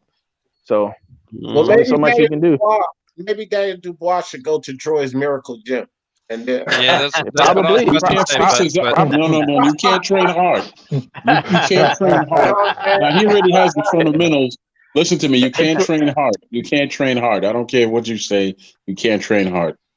You can't train hard. Let me quickly jump in, man. I think a great trainer for both Nate Robinson and Daniel Dubois would be JD's. I think JD's would turn both men into a sensational. We get it, dog. Sweet science. JD, bro. JD. Yeah, but you can Aborigines peace pipe, boy. Stay off the Aborigines peace pipe. Hey man, you can give Nate Robinson a good trainer. It's just that Like you get him a good trainer, you get him in the he get disciplined and he know what he need to do, bro. Because I think it's a good. He's as a short guy, as a guy who's coming in who's 5'8". I'm 5'8". I think Nate Robinson's 5'9". I think he can actually He's make some 5'9". things work for him. It's just not a lot of good trainers that can train people that. How do I put this? It's not a lot of trainers that can train short boxers anymore. Like you don't have trainers that can train a Dwight Muhammad Quarry, a guy who's like 5'6", fighting people like 6'2". Like you don't have those trainers anymore, at least from what I've seen. Yeah. So Quarry was a you beast, just bro, and that Said as well. Them that two dude were was a beast, beasts, bro. bro. Whoa, they ripped up like heavyweight back in the day, bro. Them two, man. Hey man, That dude's If Nate Robinson and Jake Paul, if that was a competitive fight, then I might entertain what you guys were saying. But it was not a competitive fight. It was Nate Robinson bull rushing, hugging up, getting popped, bull rushing, hugging up, getting popped, bull rushing, hugging up, getting dropped. Jake Paul was the one who was clinching. Hold on. Bull rushing, getting dropped, and then bull rushing again and getting knocked out. That's what that fight was. It's not like Nate Robinson came and showed us anything positive. This is what I'm saying, bro. You guys are acting like he came in there and gave us a glimpse of something we could build on. He didn't even give us Nah, that. It was your mind, bum your rushing him, bro. mind. It was bum rushing Wait, him, bro. You nah. know, D not watch on Peter an McNeely. IQ level. Nah, He bro. It was Peter I'm McNeely telling you, that's against what it Mike is, bro. Tyson, What Nate bro. Robinson was trying to do, he was trying to implement basketball and boxing at the same time. He was He trying was to pull off a trying to. crossover. He was He was trying to trying to pull bum off a rush. crossover. Bro, look, I don't think y'all understand. Y'all not really at that high level IQ of boxing. See, what he was Oh trying to do, man. he was trying to get a crossover over on him. But Jake Paul kept cutting him off. He kept cutting off his angle. Every time he cut him off, he tried to get that little stutter step and come over. You know how Wilder do the crossover, bro. Nate Robinson know his game, bro. It's just that Jake Yeah, Paul has. and that's sorry to cut you off, Battle Ruffles, but what I want to say Anybody is, else, he would have beat him. hold on, yeah. What I'm saying is, you know, George Foreman has a great quote. You know, boxing is like jazz. The better it is, the less people can appreciate it, and I definitely see that with Nate Robinson. You know, a lot of people, they can't appreciate Nate Robinson's style, his skill set, but as a true connoisseur of the sweet science, I look at this man like a. I'm gonna be honest, man. I look at him like a guy who has potential to beat Bernard Hopkins' record as the oldest world champion if he continues down this path. All right, dog. Enough with the trolling, fam. Look, that was a very damn funny comment, though. Really good. Like, hold on for a second, George. Phil. The laughing is disruptive. Look, come on, Dog. Enough with the trolling. Battle rifle, you and this crazy shit. Your high level sense of what's going on in the ring.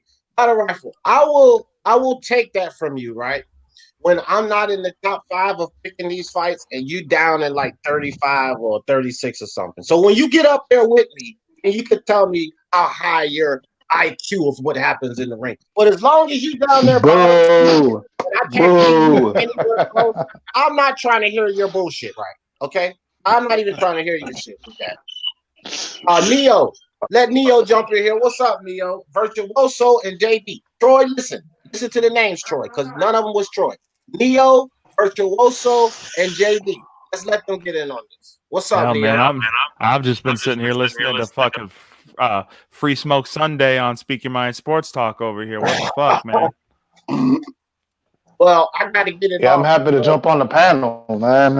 I'm very entertained, man. But yeah, it was basically, an amateur type of weekend. If you ask me, there was some couple legends, but I think that was the best. The best fight was definitely Joyce and Dubois. More professionally, style, matchup. But yeah, man, Nate Robinson, man, doesn't matter what training you put over there, man. It takes years, to perfect the craft. Yeah, no doubt, man. JD, what's up with you, fam?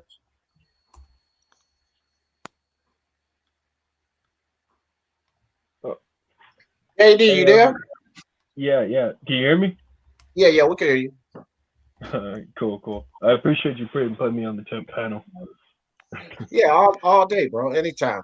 So what do you think about any of these fights? I mean, we barely got on Joyce and Tyson. That's what the damn live about Troy and this goddamn foolery with Nate Robinson. But I heard anything you want to. I was gonna say I was saying in the chat, thank you, because that's exactly what I was trying to tell Julius in the chat on his live, because what he was pointing out was a lack of context what led to the stoppage. It wasn't just the jab, it was the footwork on the front foot and the back foot.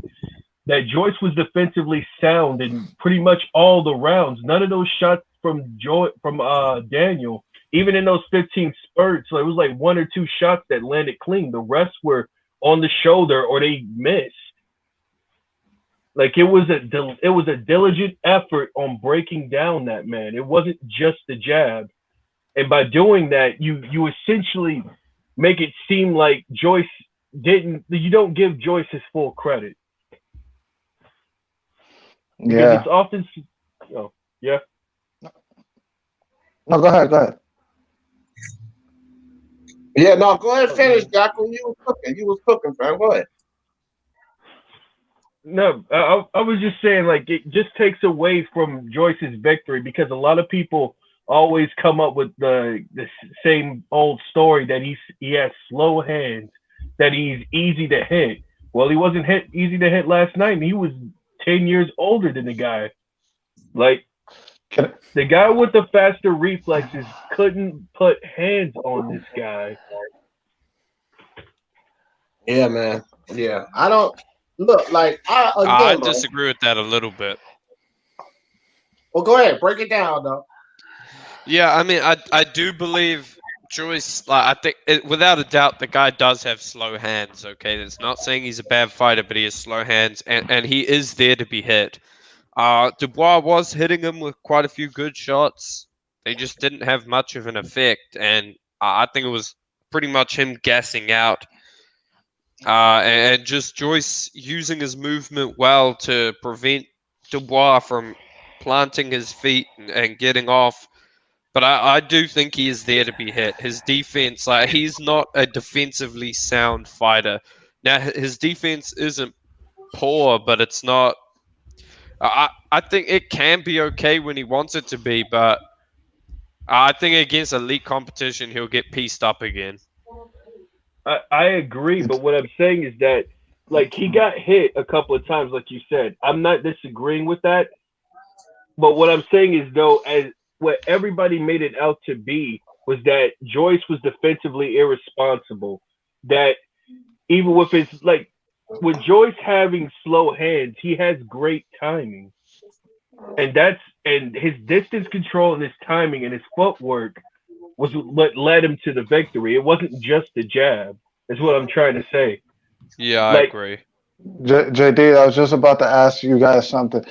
Would you consider Joe Joyce having good timing? Because he seems to be good at, like, catching his opponents at the end of the punches. Yeah. Absolutely. He's got good timing and rhythm, in my opinion. When you got slow hands like that, but you're still able to land, it can only mean that you have exceptional timing. Hey guys, real quick, L-Dog, hold it down right quick. I gotta go use the bathroom. Yeah. Well, that's a whole bunch of TMI right there. Now that I have the panel, I'm gonna switch the subject to my favorite fight. Nah, I'm kidding. Continue on with Dumbass motherfucker over here. No more whiskey for L-Dog. No more New Zealand whiskey for you, buddy. But hey, I think Joe Joyce is a top 10 heavyweight now. I think he's number 10 or like somewhere around there. I think Joe Joyce's resume is impressive at heavyweight. He's beat Bryant Jennings, Bermain Stavern, and Daniel Dubois.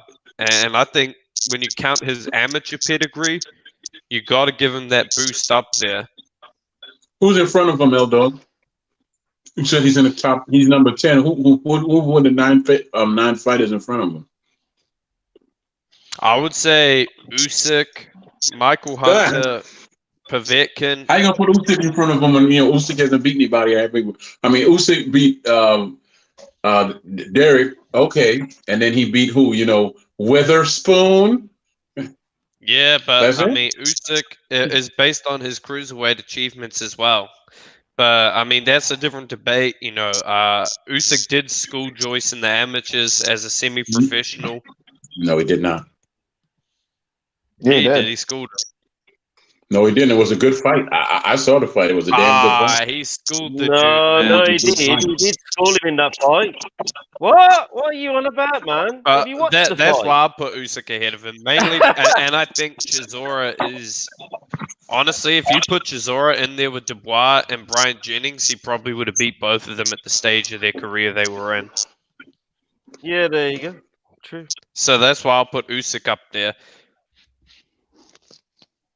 And I'll say Michael Hunter, Povetkin, AJ, Fury, White, Wilder, Ruiz, Parker, those guys. I think he beat. I actually feel that he can beat Wilder based on tempo because Wilder needs space I don't know about to throw that that. right hand. No, because he needs space and timing to throw the right hand. And if he has no timing and no space, how's he gonna throw his right hand? I agree with him. I agree with Troy.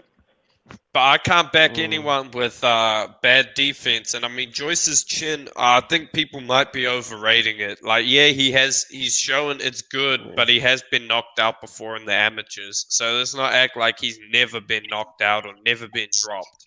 Has he been knocked out as a pro? Has he been knocked down as a pro? Because he's a professional now. But guess what? He's been knocked out with heavier gloves.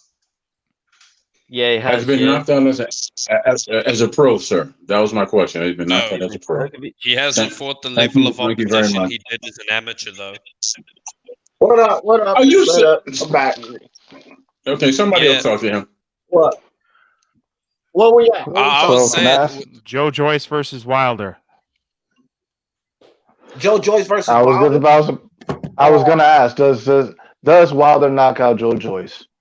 I think so. Yeah, I don't think so. I honestly think Wilder stops Joe Joyce. Come on, man. And G, I was explaining to these guys, like, what I was saying is Joyce, it's not like he's never been knocked out. The guy was knocked out twice as amateur. And if you can get knocked out in the amateurs, I can't exactly have too much faith in you taking Wilder's punches in smaller gloves over the course of 12 rounds. Yeah, I'm with L Dog on this. Look, let's not be. I need to fight now. Joe Joyce got buzzed in that fight. He didn't get terribly hurt. He wasn't the storm. But Dubois buzzed him. Man, we're not gonna start talking about Dubois hitting harder than Wilder. As soon as Wilder catch him with that right hand, it ain't gonna be no buzz, man. That motherfucker's gonna go down, and he's too slow, and he gets hit. Look, that jab, that sensational jab, and the jab to the body, that ain't gonna be enough to beat a Deontay Wilder. He's got that wide step back, and the way Joe Joyce comes forward sometimes, he puts himself in range. Perfect range for Wilder to land that damn right hand. This is the thing. This is why I didn't want people taking this fight. I said this before the fight. Neither of these fucking guys, it doesn't matter who wins, needs to start being discussed about with these top 10, top 15, 5 guys. They don't. You don't even need to start that discussion. This is what I said before the fight. It didn't matter who won, whether it was Dubois, whether it was Joe Joyce. They are competitors for each other, but not competitors for these top 10 guys. We don't even need to start taking it there. Like, these guys beat their ass, in my opinion. Okay, Joe Joyce, he won the fight, but he just got past a green Dubois. I knew he would win the fight because Dubois was overhyped. He was overhyped. Frank Warren was moving this kid the wrong way. So basically, Joe Joyce just beat a guy who was hyped up. He didn't beat a reputable guy. The only reputable guy that Joe Joyce has ever beaten is Bryant Jennings. That's it. That's the best guy he's beaten. Until this day, that's still the best guy he's beaten. Because something else I said before this fight, this is not a step-up fight for Joe Joyce. This is a step-up fight for Dubois. Bryant Jennings is on a higher level than Dubois. Dubois is a prospect. Joe Joyce just beat a prospect. We don't need to start talking about him in the likes of a Wilder or Dillian White or Tyson. doesn't need to be in those discussions. Let's talk about Joe Joyce and Hergovich because Joe Joyce loses that fight. Let's talk about those type of fights. Let's not talk about no top 5 guys. Because Hergovich, I'm still convinced Hergovich beats the hell out of him. Because I said he beats the hell out of both of them. Well, I don't know about beating the hell out of Joyce. I think it'll be a good fight. I think Hergovich will stop him now that he's got his man strength. Because when they fought in the amateurs, Hergovich was only 20 and Joyce was 28.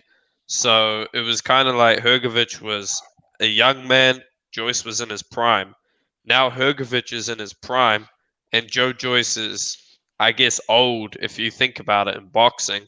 Maybe not too old in the heavyweight division, but I think now the tables have turned quite a bit. Oh yeah, that's right, Queen Lisa. He did beat Stavern too, but yeah, I mean Stavern was past. Stavern was shot. Yeah, he was past it when Joyce beat him. But I'll say this: Philippe Hergovich is much further ahead than Daniel Dubois as far as skill set, as far as using his jab, that 1-2, the body shots, his movement. Because Philippe Hergovich does get off of center line sometimes. Dubois never gets off center line. You see this picture? That's because he stays on center line. So he eats that type of shit all the time. Philippe Hergovich beats Joyce, man. And I agree, Eldo. I'm not going to say easily, but he beats him. No way I see. I think it'll be a war. No, I don't. No, I don't. I don't. Damn. It's tough, but it's not standing up to the better guys, man. D, what you said earlier. What about Usyk versus Joyce? Hold on. Somebody was talking. Who was that? Virtuoso? No, that was me. Oh, okay. Go ahead, Jack. When you said earlier, I completely agree with because I picked Joyce to win too, and I picked Joyce to beat this guy bad. And what you said was exactly my thoughts in the process. That Joyce didn't really, because it wasn't really a step up fight for Joyce. It was a step up fight for Daniel. Right. Exactly. And I'm not too, and that's why I'm hesitant of saying that Joyce is a top 10 heavyweight. I would put him in the top 15 in the 11 for 12 bracket, maybe, but not a top 10 heavyweight. It's just not. I don't think he could beat any of those guys. And with the age. It's the two factors. It's his age and it's his like tendency to switch in between trainers. You can't be doing that with the top 10s. You need somebody who's going to keep you at your peak level. And we don't know if Joyce is beyond his peak because, me and you, D, know that we don't know that. Because we never really had high praises of Daniel. This wasn't a 50-50 fight for me. I've always saw this as a 60-40 because I was never sold on Daniel. Yeah. I thought he was too hot. I thought he was too top heavy. Too top heavy and too much in love with his own power. Yep. I had more of a question, Jakal. I had more of a question with Daniel Dubois' power than I did with Joyce's chin. That was something else I said. I said, you guys are talking about Dubois' power, but let's talk about Dubois' power. Now, this was prior to the fight. We're talking about a guy that knocks out fighters like Fujimoto's and Tete's and fucking Ricardo Schneider's. But the first time he got into the ring with a guy that could actually take a punch was Kevin Johnson. So Kevin Johnson could take a punch. The first time Dubois got into a fight like that, he went the distance and he wasn't severely impressive because Kevin Johnson wasn't offering up the resistance that Joe Joyce showed us. He was just throwing a weak jab just to keep Daniel Dubois away and leaning on the fucking ropes, and Dubois couldn't stop him. So the question for me was more, is Dubois' power official? Because I was comfortable with Joyce's chin, right? And with all of that coupled up, I was like, man, I can't see this kid winning this fight. He's a Frank Warren bust. He's a Frank Warren bust. That's exactly what I say in Dubois, a Frank Warren bust. 100%. 100%. He was hyped up from the start. Frank Warren operates from his sort of house. He doesn't have a main office for Queensbury Promotions operate from Frank Warren's house in Hertfordshire. Basically, that's all I need to say. If you're operating from your house, bro. Yeah. Yeah, yeah, man. Frank Warren moved that kid. Victor in the building. What's good? OG Ninja McDellamo. He got my man 2 hands up. What's good with you, fam? Yeah, bro. He was just a Frank Warren mistake, man. And I know Phil, I know you was here.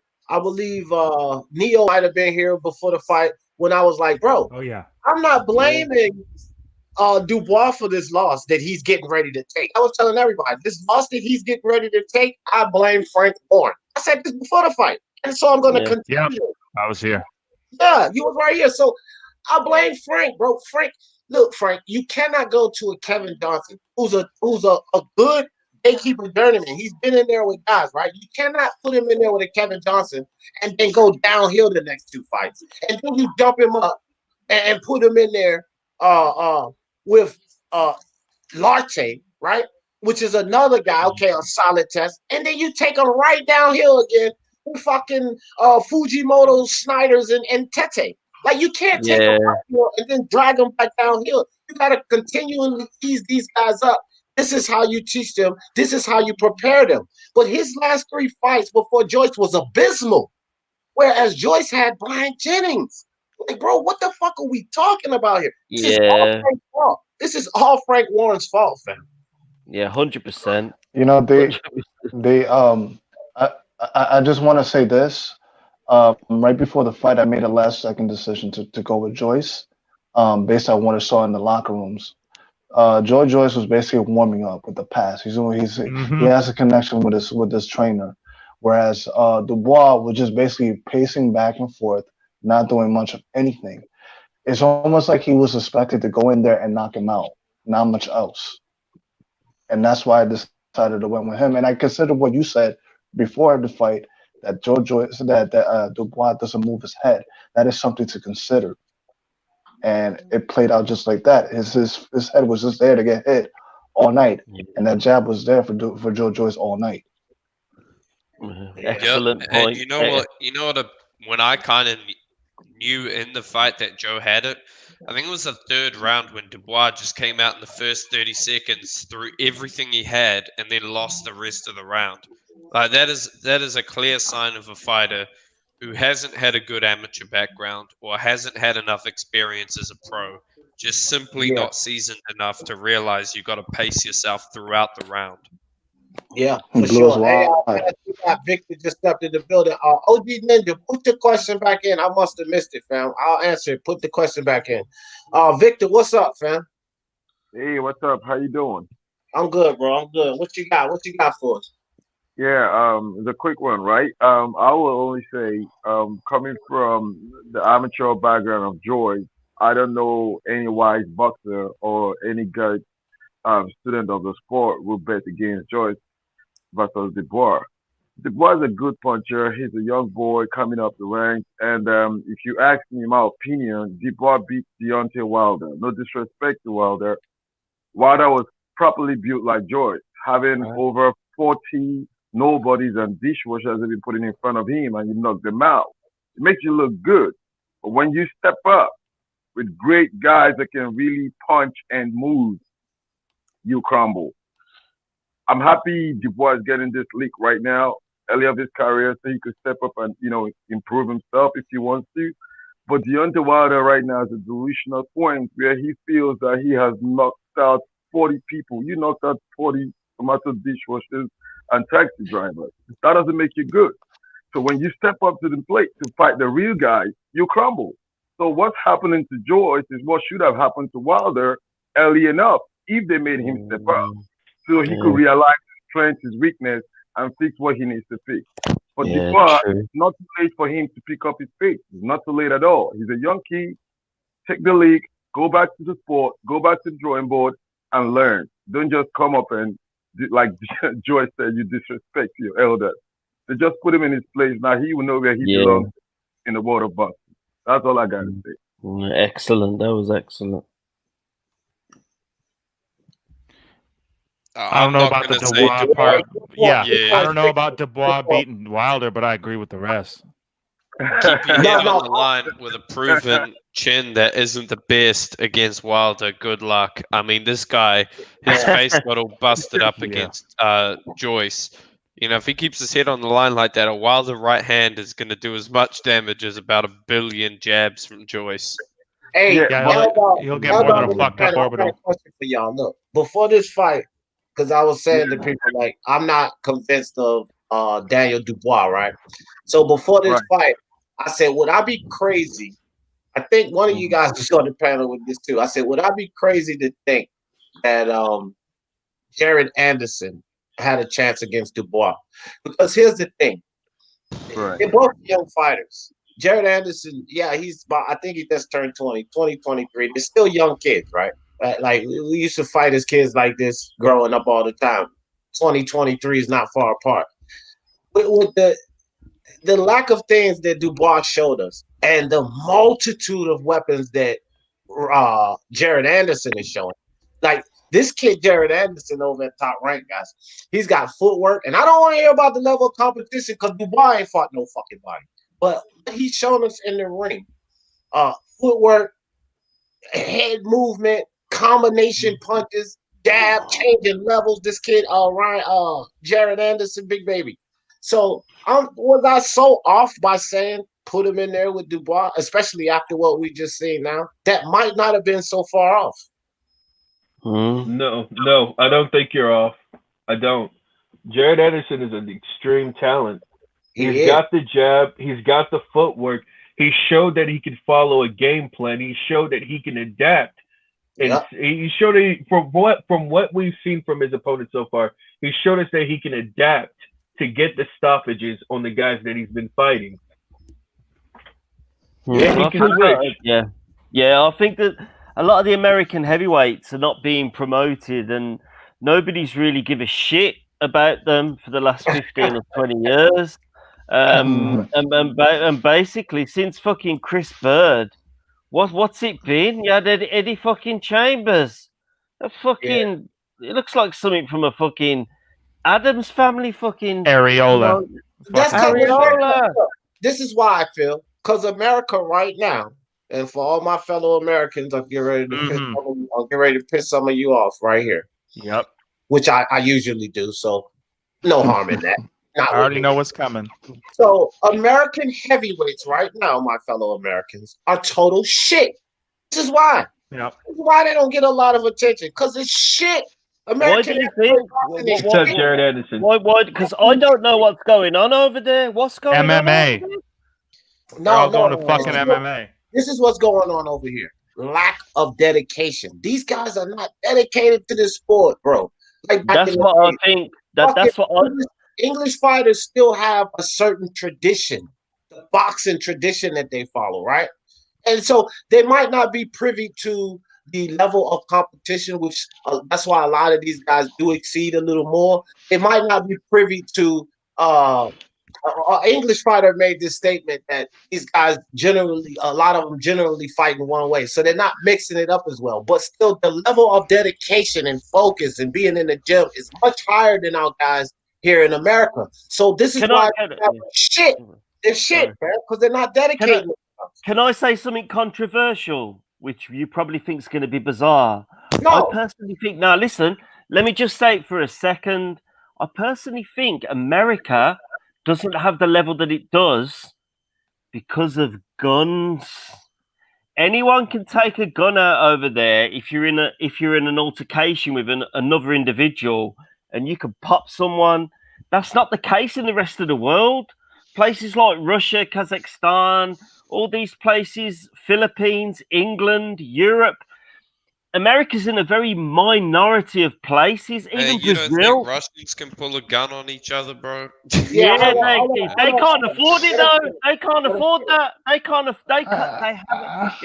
haven't got the money to do that, L-Dog. Basically, I think Americans have got fat on their own success, and that's the reason why they're suffering in the heavyweight division. All right, well, now, outside of the guns, throw that shit out. Okay, that was bizarre, but... No, I think it's true. Phil, my turn. You said you was going to say something bizarre, so I'm just agreeing. I'm agreeing. Sorry. That was quite tough. Now, sorry. With the fat off of the success, I actually agree with that. This is why we have this prima donna syndrome in all sports in America, right? Because they all fat. Listen, Americans are arrogant as fuck when it comes to American athletes. They put these American fans put American athletes on this fucking pedestal like they're so much above the rest of the world. When you look at basketball, the international players came in and said, "Stop that shit." No, you're not.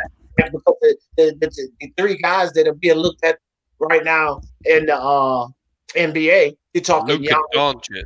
Luka Doncic. Like these guys are international players. So hold on, guys. Let me finish this. So the fat of success, there's some validity to that. This is where our prima donna syndrome come on. Our fans always pushing Americans like so much greater than everyone else. It's this ideology of the American fan that we're so much superior. And these athletes feed into that shit. This is what we just watched happen with Deontay Wilder. He fed into that shit that these fans were giving to him. Oh, fuck that. You don't need no skills. You the man. You got that power. These fighters ain't ready. You're American. You're a black American boxer. All you need is that right hand. And then he gets his ass beat by a guy who just comes off of the couch after fucking 2.5 years, right? Nah, D. We know no European can beat an American athlete. He had to cheat. That's that good Don King bullshit is what the fuck D's talking about. That good Don King bullshit. Hey, I'm going to jump off, D. I appreciate you for having me on, man. Shout out to the panel. Shout out to the chat. Appreciate you coming Peace out, Dove. For real though, that's what D's talking about. That fucking shuck and jive with the fucking piano that plays itself. That Don King bullshit. Right. Yeah, you're the greatest. You're the greatest.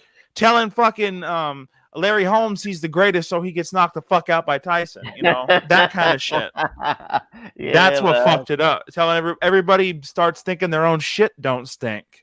DK's been beasting for years, bro. He's been beasting since Philadelphia or them days, isn't he? Rick Quicker.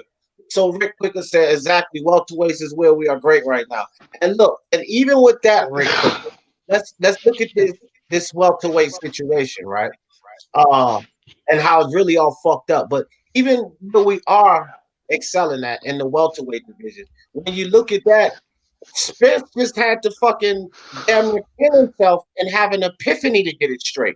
Because prior to him flipping that goddamn car, he wasn't dedicating himself like he was supposed to. And this is one of our better American heavyweights. So that just gives more validity to what I was saying, fam. These guys are so fucking spoiled, and they didn't spoon-fed shit. These guys over at the PBC, we might have the heavyweight division on lock. Look at these guys, bro. You got one guy who has really no, let me take that back. You have two guys that has really shown that level of dedication. All of these motherfuckers. And to me, that would be Terrence Crawford and Sean Porter. Spence had to damn near kill himself to get to that level of dedication. And that's just the fact. He was getting fat in between fights, drinking and carrying on. He wasn't at that level of dedication. Terrence Crawford and Sean Porter, that's two out of all of these. Nah, bro. That's the problem with Americans. But you can't just assume that you're better than everybody else. Because while you're fucking around in the club, those guys all over the world, they're in the fucking gym. Mm-hmm. Yeah, it's that front runner's mentality. It's like I don't have to work hard because of who I am or what my cultural identity is. Right. That fucking throwing money all over the fucking place, and that's what's important to you is your fucking image, and like I said, they start thinking their own shit don't stink, and then they can't take it when something happens that they don't agree with. That's how you get people like the Adrian Broners saying everything's fucked up, and like what Wilder's doing right now, because people just start thinking if they lost, they got robbed, regardless of the circumstances, and they can't see anything else because that's what they've been fucking told their whole career. Yeah, exactly. Yeah. South Korea. Yes, it was. But he did say it was bizarre, so I had to agree. Wilder has that right bedtime story. Remy. Yeah, man. Rockabye baby, fucking bedtime story bullshit. Dedication is where it's at, man. Like golfers, sitting out there on the green for 17 hours and shit. Tennis players hitting backhands, 1,000 backhands a night and shit. Kobe Bryant shooting fucking 500 free throws a night. White chocolate in the NBA. He used to put a square behind the backboard on the wall and just fire off behind the back shots, 300 a night behind the back shots. That's a level of dedication, fam. Like Floyd Mayweather used to say, hard work. We don't have that mentality of hard work. No hard work. Hard work. I mean, getting in the gym, keeping yourself fit in between fights. That shit is lost in American sports because of these fucking endorsers. They give these kids so much money. Yeah. More money from the endorsements than they're getting from the damn sport. The sport not even giving them as much money as the endorsements are giving them. They don't give two shits what that coach has to say. They don't give a fuck what the trainer has to say. Hey, man, look, just let me do my thing and play my ball. I'm not trying to hear all that bullshit. It's the attitude these kids got. But the bullshit you think that they're telling you, that's going to make you get better, kid. Put down the fucking bottle of wine. Stop going to buy the jewelry. Stay out of the fucking clubs and focus on this sport you're competing in. That's what we need to do in America. At all sports. It's just it's leaked out all over all of our sports, especially boxing. It's been going on in college football and basketball since the 80s. All the sports. People are getting college contracts. People are getting college contracts for like millions of dollars, man, and then they're flying into the NBA and they're already rich when they get there. Michael Jordan. There you go. When he signed up in fucking 98, he was already rich. Okay, hold on, Phil. Michael Jordan has this chip on his shoulder, and he says this shit all the time, right? That these kids don't know what it takes to earn it. These kids are not earning it. They're getting paid all this money. Well, Michael Jordan, you opened the door for that. With all your fancy Gatorade contracts and Energizer Bunny and McDonald's commercials, you led the way. Like you showed these kids, hey, I can get money over here too. You think they're not going to capitalize off of it? They damn sure are. They damn sure are. Open the door for it. Well, Michael Jordan paid the price for it. He paid the price. It don't matter, man. Michael Jordan was getting paid. He got paid $15 million more in endorsements than he did with the record-breaking $28 million one-year contract that he got with the Bull that year. He had $15 million more in fucking endorsements, fam. He was made at the Pistons before he went to Chicago. He'd made his money. To be fair, he said that whole journey with what do you talk about, Phil? Before he went to Chicago, Jordan was came in. No. After the only time Jordan went to another team was right before he left the league. That's because he was partial owner of the Wizards. So he went to the team to try to build them up, to build their confidence up. That's why he played. He played generally. His comeback was to try to build these kids up. But other than that, he was Bulls all the way. He was Bulls. He was not with the Pistons. The Pistons was with the bad boys, Isaiah Thomas and Dubois and those guys, Bill Laimbeer. The thing with the Pistons was that's the team that he said, even in his documentary, they pushed him to the next level and taught him how to win a championship. That was the thing with the Pistons. The only guy that was with them that came from the Pistons that was an all-star was Dennis Rodman. They smashed him. That's it. I'm thinking of Rodman. Not Michael Jordan. Jordan was always the Bulls. But I don't want to get on this, guys, because I know basketball better than fucking boxing, believe it or not. I do this on Basketball Lives. Let's get back to boxing. Rap Star in the building. What's good with you, Rap Star? Hey, I had to come on, man. D. Jefferson, the real one. I got to come and show support to this brother. The man's grinding soon as he come out the fucking hospital and working harder than everybody. Come on, bro. Hey, support. Hey, listen, smash that like button. Subscribe to the channel. And D. Jefferson, what's going on, bro? You feeling good today? Yeah, I feel great, man. Look, I want y'all to be on this Joe Joyce and Daniel Dubois situation, Rap Star. How you feel about how all that went down? Hey, you know what was going to happen, right? The fans, the newspapers, there's a lot of talking about the quitting. You can't get away from that. And he's, it is what it is, man. People are going to hate on him for this. And as much as D, you understand the game a bit more different and realize that he's ready for another day, the boxing fans don't look at it that way, bro. And you got to appreciate that now they're saying things like this that we never used to hear. He was the best thing since sliced bread before, but now they're saying Derek Chisora even beats him. So you see where the conversation goes now, D? Yeah. That's right. Now they're saying that Derek Chisora is the guy that could beat Daniel Dubois, and we never used to have conversations like that before. No. Correct. No. And I think, this weekend of boxing was really interesting, guys, because all of the main events gave us a lot of answers, right? Yoko was getting ready to be overhyped out the ass. After that Duhopper's win, people started talking about Yoko, but then he gave a poor performance, so that brought him back down a level. You had Danny Jacobs talking all of this crazy shit, and I put a live up that morning. I said, what the hell is the matter with Danny Jacobs looking past the bottle like that, right? I did a live beat up by Canelo. and so Danny Jacobs was brought back down a level. Then we got this overhyped fucking Daniel Dubois, right? 21 fucking favorite over 8 points. So all of these guys was brought back down to level. So very interesting of fights we had here. Daniel Dubois, man. Daniel Dubois, man. Wow. There you go, bro. I'm friends with the guy. I'm on Facebook. Like, I absolutely love Daniel, bro, but he shouldn't have said shit about Joyce's mom's being blind, man. Yeah. Come on. I used to box for That was years. classless. I got eye That was pretty problems fucked because of I ain't boxing. gonna lie. I've got eye problems because of boxing, bro. Maybe I'm Joe not- Joyce would say Mickey Come did on, man. one of his eyes to. Hey, look, That's just the point. stupid, That's the point Jay Kyles just said. The fact is, soccer is the most played and deepest talent pool in the world. How many times the U.S. won that? Ha ha ha. Now check this out. That I like this point that Jay Kyle made, right? Because this is the world's most popular sport, soccer, right? They have the second soccer league, not the major league, right? But they have second teams in the soccer leagues that's as valuable as like the Dallas Cowboys and the Redskins and the Clippers and shit, right?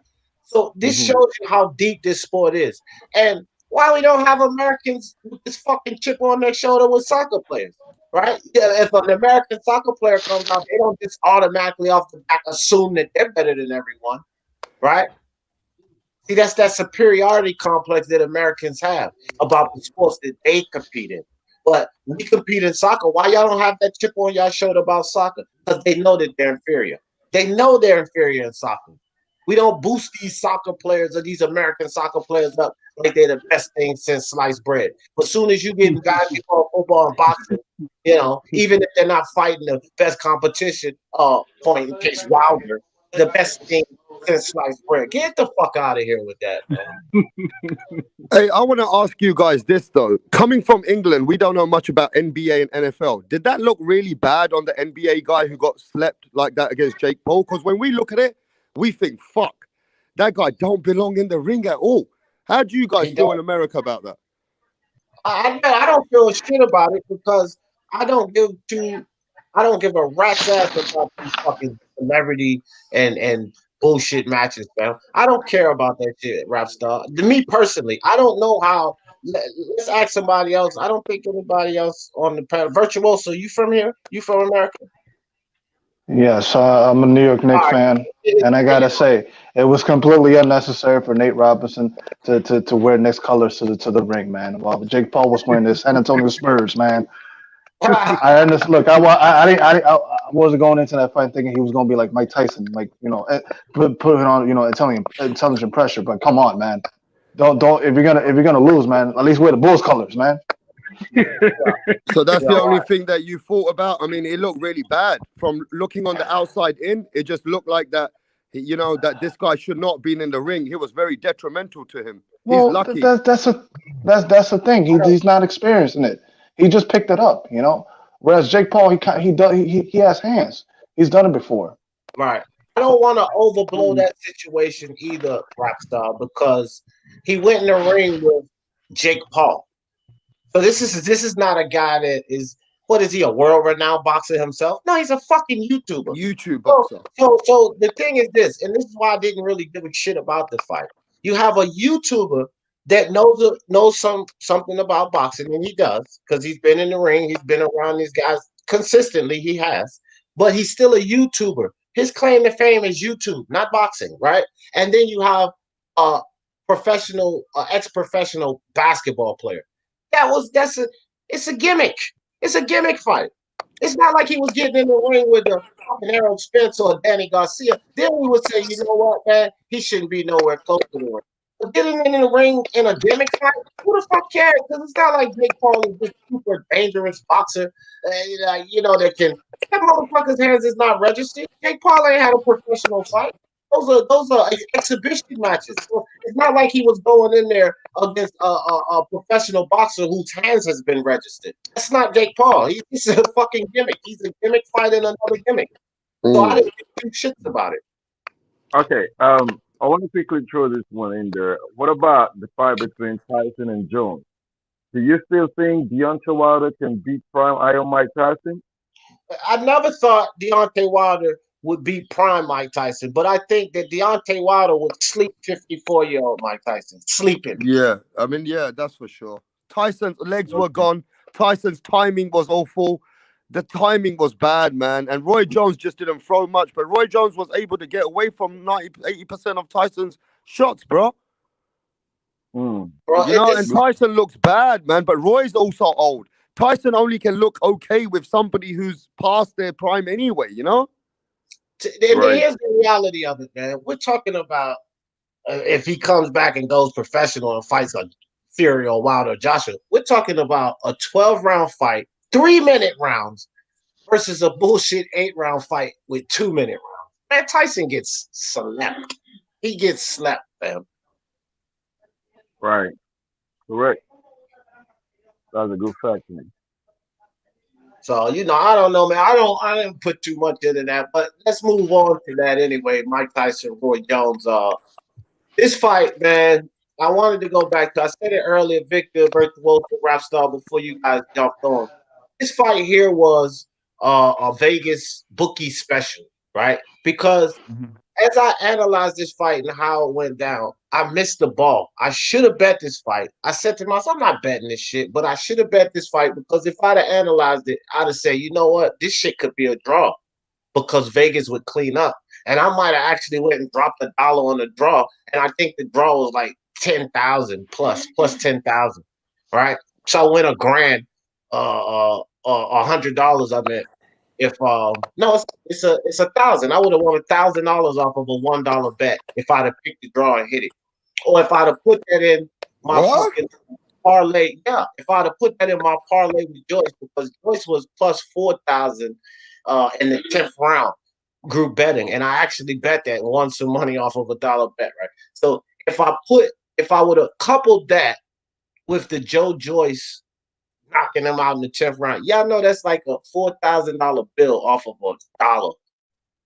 This was the Vegas special, fam. They clean house with this fight. Everybody that bet Mike, everybody that bet Roy lost their fucking money last night. It was a special. Yeah, because nobody even thought, right, that it's going to be a draw and they're going to make it level-headed at the end of the fight, right? So they gave it a draw anyway.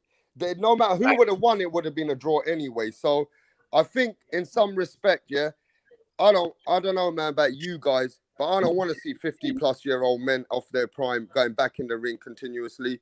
It just don't look good. That's I didn't want to see it before the fight, and I kind of fucked myself over by not doing the fight.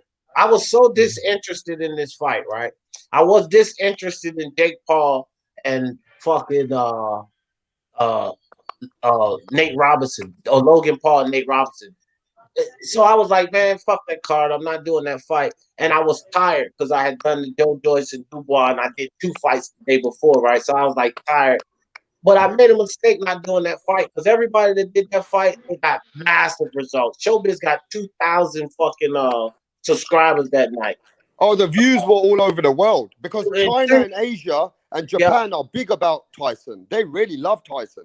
So all over the world came out last night. H Money, and he's complete trash. Trust me. This dude had 4,000 people in his chat. 4,000. He got because everybody couldn't get the fight yesterday. They didn't want to pay $50. They wanted to hear the fight. It was a big. Everybody was out there last night for the fight, bro. And does anyone know the pay-per-view? Does anyone know the pay-per-view numbers? D, do you know anything? No, they're not gonna release those this early. Okay. It's too early. It's too early. What do you think, D? Do you think it was big? With the turnout that I seen on YouTube, I'm gonna say that the pay-per-view numbers were less successful than people would imagine. This is why. Yes. This is why. Look, if that many turned out to show up on YouTube, that just tells me, like, I'm not paying for this shit. I'm not paying for this shit. That's why we had those amazing. Show me the fucking what's his name? H Money with 4,000 people in the chat, 380,000 views. I think Showbiz got close to 1 million views. That means nobody was paying. Nobody paying for this shit. No, but let me tell you, do you know a guy called Boxing Jedi by any chance in America? Yeah, he showed the damn fight. He showed the whole fucking fight, bro. And I paid $50 before he showed it. I paid £20, and then I see him showing the fucking fight. Yeah, he took a chance. Hey, he don't give a fuck about the 2 strikes. He gonna show the fight. And I'm gonna tell you like this, bro. I think it was a smart thing. It was crazy. It was dangerous, but it was smart. And then he I believe he took the stream down so that they wouldn't flag him, which was a smart thing, bro. Look, Toledo said H Money had 5,000 plus. And this is H Money. That motherfucker. Let me tell you this, D. People in his damn lives. He had 5,000 in there. Ain't nobody pay for this fight. Okay, let me tell you this as well. One of the guys, after in England, as soon as the fight finished, he showed it live. He got another 17,000 people online watching it for free. Wow. Because what happened is people are right. We're like D. They were just swinging around. They didn't want to pay for it. So I think D's right. Hundreds of millions of people yesterday didn't want to pay. They were checking on YouTube. They were going around everybody's channel to see if they could see it. I don't know, South Korea. We're going to have to see, bro. I think the numbers are going to be disappointing. I could be wrong. I've been wrong before. But we shall see what the numbers are. They might. You know what, man? That could go 2 ways. It could be that a lot of people did take their money and spend it. And I don't know, man. It's just hard for me to think that you'll have a fight. You'll have actual boxing matches and UFC events that people want to see. And then in this climate worldwide, I just can't imagine so many people paying $50 for that. But I heard that Jake Paul brought 24 million viewers into the game, and that brought a lot of pay-per-views to the Tyson table. That's what I've heard. Well, that could be the case. Because he brings 15-year-olds and 14-year-olds who are not into boxing into the game. And that gave Tyson a lot of money through the Jake Paul situation. Well, it was a smart move for them to put that gimmick fight on there. It was look. You got two heavyweights. You got 2 guys, Roy Jones and Mike Tyson, definitely have the name of boxing. Mike got a name worldwide, and then you got this YouTube sensation fighting a well-known basketball star. I think it was a smart move, a money move. It was smart. Hey, even the Joyce and Daniel Dubois was big. I got over a couple of thousand views. I've never got a couple of thousand in 1 hour. Bro, I got a couple of thousand views for that, bro. Rapstar, I got more views than I've ever gotten on any live. I got 10,000 views or over 10,000 views on that shit. That fight was big as well for America, funny enough. That fight was huge. So what's happening with Errol Spence and Danny Garcia? Are we going to expect, it's a pay-per-view? I need everyone in England to know what's going on. Is it a pay-per-view in America? Oh, what fight? Absolutely. Errol Spence, Danny Garcia. How much is the pay-per-view? Oh, hell yeah, that's $74.99. I bet you in the money that's what they're gonna price it at. So I heard a lot of people held back for that pay-per-view because it's a real fight. And Jake Paul's people bought Mike Tyson's fight a lot. Nah, I don't think Spence. I think Spence Garcia probably hover around what Spence usually does, 300,000 or so, 300,000 or less probably. Look, man, these fucking PBC guys, and I'm talking about their fans, not the fighters this time. These PBC fans, a lot of these channels, I ain't even gonna start. Y'all know the fucking organization I'm talking about. They put up all of this hoopla about these PBC fighters, Tank Davis and all of them, and the numbers just don't translate. You look at Spence and Mikey. All of these motherfuckers he knows in sports and these dumb fucks and all of their fucking followers talking all of this shit about Spence. Look, it's more than 300,000 in the fucking YouTube community. So if these yin yangs was actually buying the goddamn fight, Spence would have 700,000 fucking pay-per-view buys. Tank would have 400,000 or 500,000 pay-per-view buys with all of these people running around YouTube clamoring on about how great these guys is. They don't even fucking support them. Look at all of the fucking subscribers these nonsensical channels have. It's over millions when you add them all together. Literally millions of subscribers. And these motherfuckers are breaking. What did Tank Davis break 170,000 or some shit? Like, they're not even supporting the fight. All they doing is running around YouTube, putting up these bullshit narratives and yakking on about how great these guys are. But they're not paying their money. They're not paying their money. Right. That's the irony of it. Yeah. They talk so much shit, and yet they don't support their fighters, man. I literally saw, I think it was 78 Sports, after one of those Wilder got screwed videos. One of the another glove gate video. At the end of it, he was advertising some Fire Stick, some USB stick that had free channels. Yeah, they know how to make money. Look, some of these people have been making money through these sensitive issues in the big amounts of ways. You got to understand that young Pharaoh guy, he made over $175,000 out of this fucking shit in the first 2 months, right? That's a lot of money when you're playing against narratives, bro. It's a lot of money. He had millions of views, and this is what I'm saying. You got millions of people that'll click in from America, because it's got to be mostly Americans that's watching that idiot anyway. Young Pharaoh, you idiot. It's only Americans following his dumb ass anyway. So you got millions of people clicking in to watch this bullshit.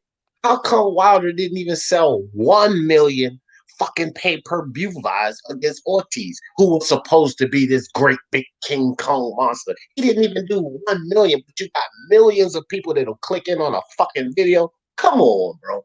Come on. They don't support these guys. This is all a facade, these motherfuckers running around. They know these guys are there. They don't support them. I support my fighters.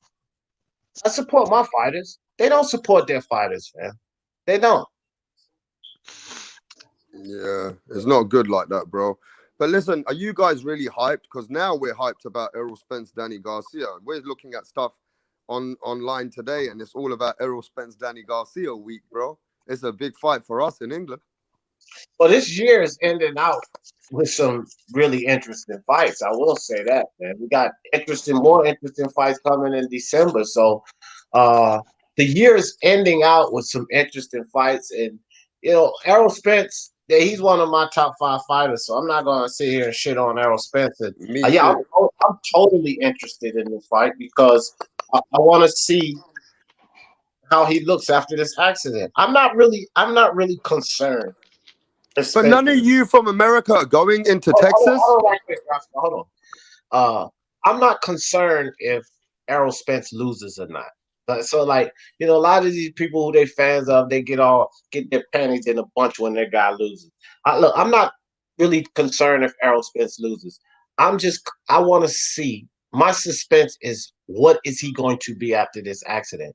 If Danny Garcia goes in there and beats Errol Spence, and I see that, Errol Spence is just not himself, then I just get my question answered. I'm going to sleep like a baby that night and everything. My thing is this: if he does and I see this Chris Chen is gone, why would I be depressed? I'm going to be more like, Spence, you a fucking idiot, man. You ruined it all because you got drunk and flipped that car. And I know that's why you just got lost, that you just lost this fight. That's what my intrigue is in this fight. I don't give a shit if he wins or loses, because, look, this is something harsh, and this is why people don't like me sometimes. If Spence loses this fight, it's his own goddamn fault. Like it or love it. So all of you Spence fans, and I know some of you guys are listening that don't like D. Deficit. That's why I'm not going to be upset. Yes, I'm a fan of Spence, but if he loses this fight, it's his own goddamn fault for being an idiot, getting in that car drunk, because he had enough money to pay a driver. He could have rented a goddamn Hummer a stretch Hummer to drive him around all night and celebrate his win. He didn't have to go driving in a car fucking drunk. He could have goddamn called a goddamn Uber to drive him around all goddamn night. What did it cost him for an Uber all night? A couple of grand?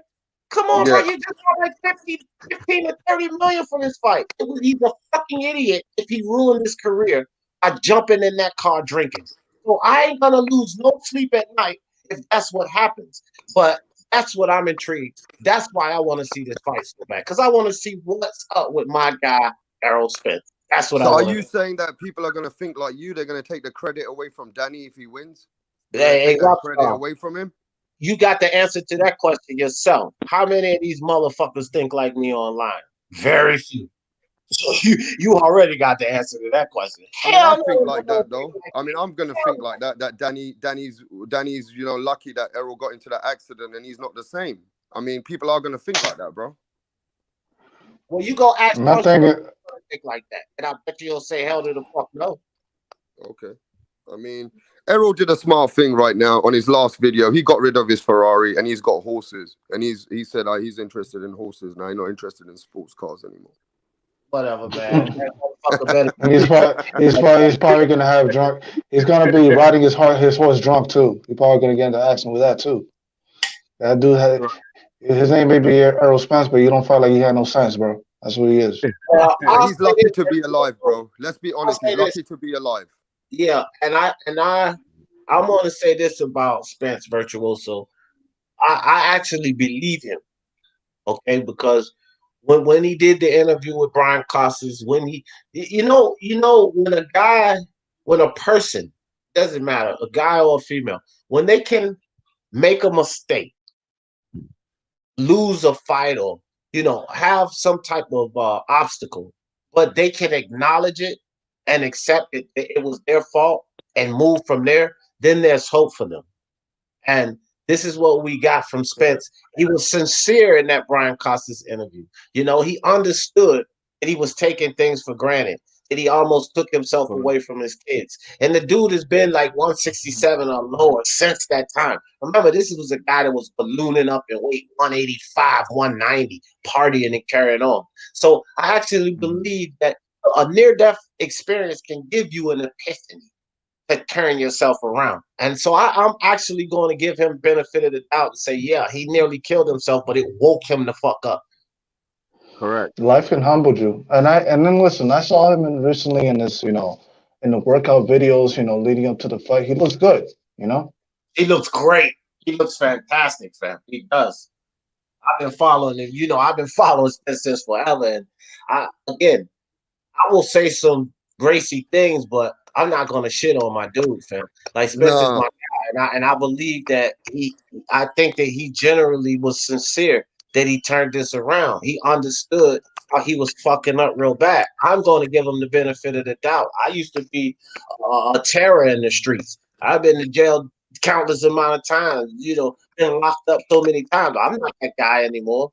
So I'm not going to condemn somebody to being an idiot because they were an idiot before. Sometimes you can turn around. My children, I held my baby boy when I came home. The only boy I got 3 girls and 1 boy. And I held my boy and I said, that's it. This drug and crime shit is over with. And I didn't go back to it.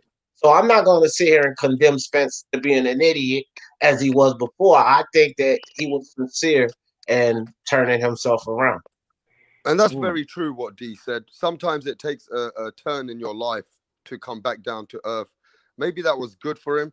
But I also will tell you, D's left this open. What D's saying is he's going to give him the benefit of the doubt to realize that he's learned his lesson. But if he hasn't, then D's going to rip him. That's what he's saying. Yeah, right.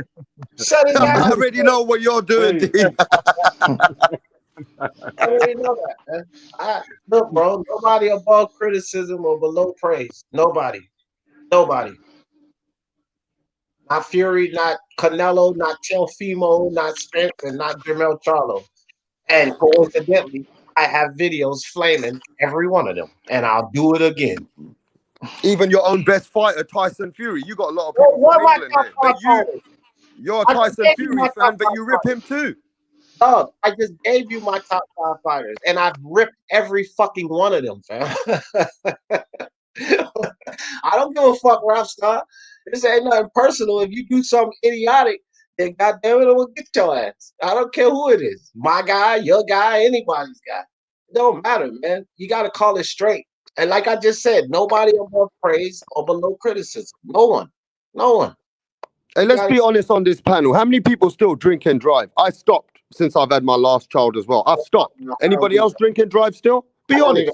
DUI or DWI. I don't. No, fuck that. You put look. You know, you might not care about yourself. But for all of you people that do drink and drive, and I'm not being judgmental, I'm just giving you something to think about. You might not care about yourself jumping behind that wheel inebriated because you're definitely putting your own life in danger. But what you really need to think about is people, man. Love people, because when you jump in that fucking car and you do that dumb shit, you're putting other people's lives in danger. You don't. If you can be an idiot about yourself, but don't go out here in the world putting other people's lives in danger. Because that's what you're doing when you jump behind that wheel and Errol could have killed people, D. He could have killed others. Yeah, imagine if people were walking in front of that goddamn bar with the goddamn car tumbled down the damn sidewalk. Would he go to jail? Would he go to jail? In England, they put you in jail. Hell yeah, his career would have been over. His career would have been over. Hell yeah, that motherfucker lucky as shit nobody was out that night. He would have been in the slammer. Let me tell you a story about Nassim Hamid. Nassim Hamid with his McLaren, he ended up putting someone in a wheelchair. The man went in jail. They put him in jail for that. Really? Yeah, because he was in a McLaren and he went off road and by accident he hit somebody and that man ended up in a wheelchair. He went in jail for 2 years for that. Nassim Hamid went through a bad time because of that accident. They put him in jail for that. Hey, no harm or disrespect, but he deserved it. I mean, there you go. There you go. And Errol's lucky that the Texas law, I don't know how it works, but some countries, they're very fucking harsh about this shit, bro. No, he got fines. He got in legal trouble for that. I mean, look, in this country, money gets you out of legal troubles, right? But he definitely has something on his record, and he has had legal troubles for that, right? So he didn't get away scot-free. Like our country just didn't let him off the hook. But money, look, OJ killed Nicole Simpson, right? They set him free. And that's what money will do for you in this fucking country. I mean, it's crazy, man. It's crazy, but I'm not gonna sit here and be saying that I'm a saint. About 7-8 years ago, I was over the top, D, and I went out the club and I took the car. I nearly killed myself. It happens, but I never did it again. It happens. People make mistakes. We do it. Yeah, and look, man, I say that I don't have a DUI and I don't drive drunk. I didn't say I never did. When I was in my 20s, every goddamn week we was going to the club 3 or 4 days a week. You think I won't drunk as fuck leaving those clubs? So yeah, I did it before. But then as you grow up and you start to think to yourself, hey man, you're really putting people in danger doing this. If you love people, man, then that should be enough to tell you, look, chill the fuck out. Just merely loving people. Because I love people. I love all people, right? And I think we should all love each other. So if you really have a genuine love for people, then that should be enough to say, hey man, maybe I shouldn't do this. And maybe I shouldn't do this. Listen, after D. Jefferson making this point, the whole chat's talking about drinking and driving. Please, this Christmas, make sure you get somebody to drive for you. I'm glad D came up with this because Christmas is coming in 3 weeks. And D, I'm not gonna drink and drive for shit. I'm telling you straight, bro. My girlfriend's gonna drive. She don't drink. She can drive where we need to go, bro. Yeah.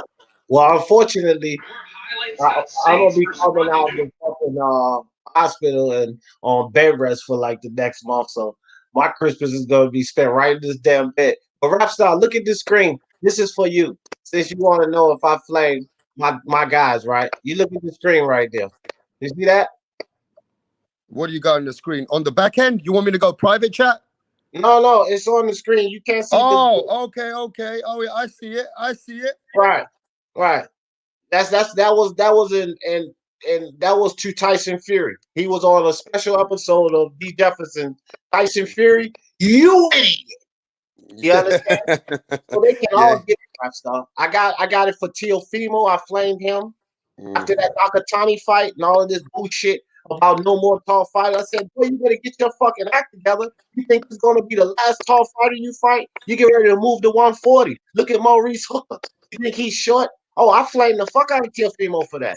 Look, none of these guys, if they say something stupid, if they do something stupid, I'm not gonna be like these fucking Wilder lovers and let them do the dumbest shit in the world and keep backing them for that. No, I'm gonna fucking speak on it, honestly. Hey, some people say that Tank Davis is still weak. They said that after his last fight, I don't know how true this is, he went in a Lamborghini and started drinking and driving, even after what happened to Errol, and he writ off his Lamborghini. Is that true? That they kept it quiet? He got charged for that, for drinking and driving, fam. So see what I mean? These guys are never gonna fucking listen, bro. It's like they need the worst of the worst to happen to them, bro.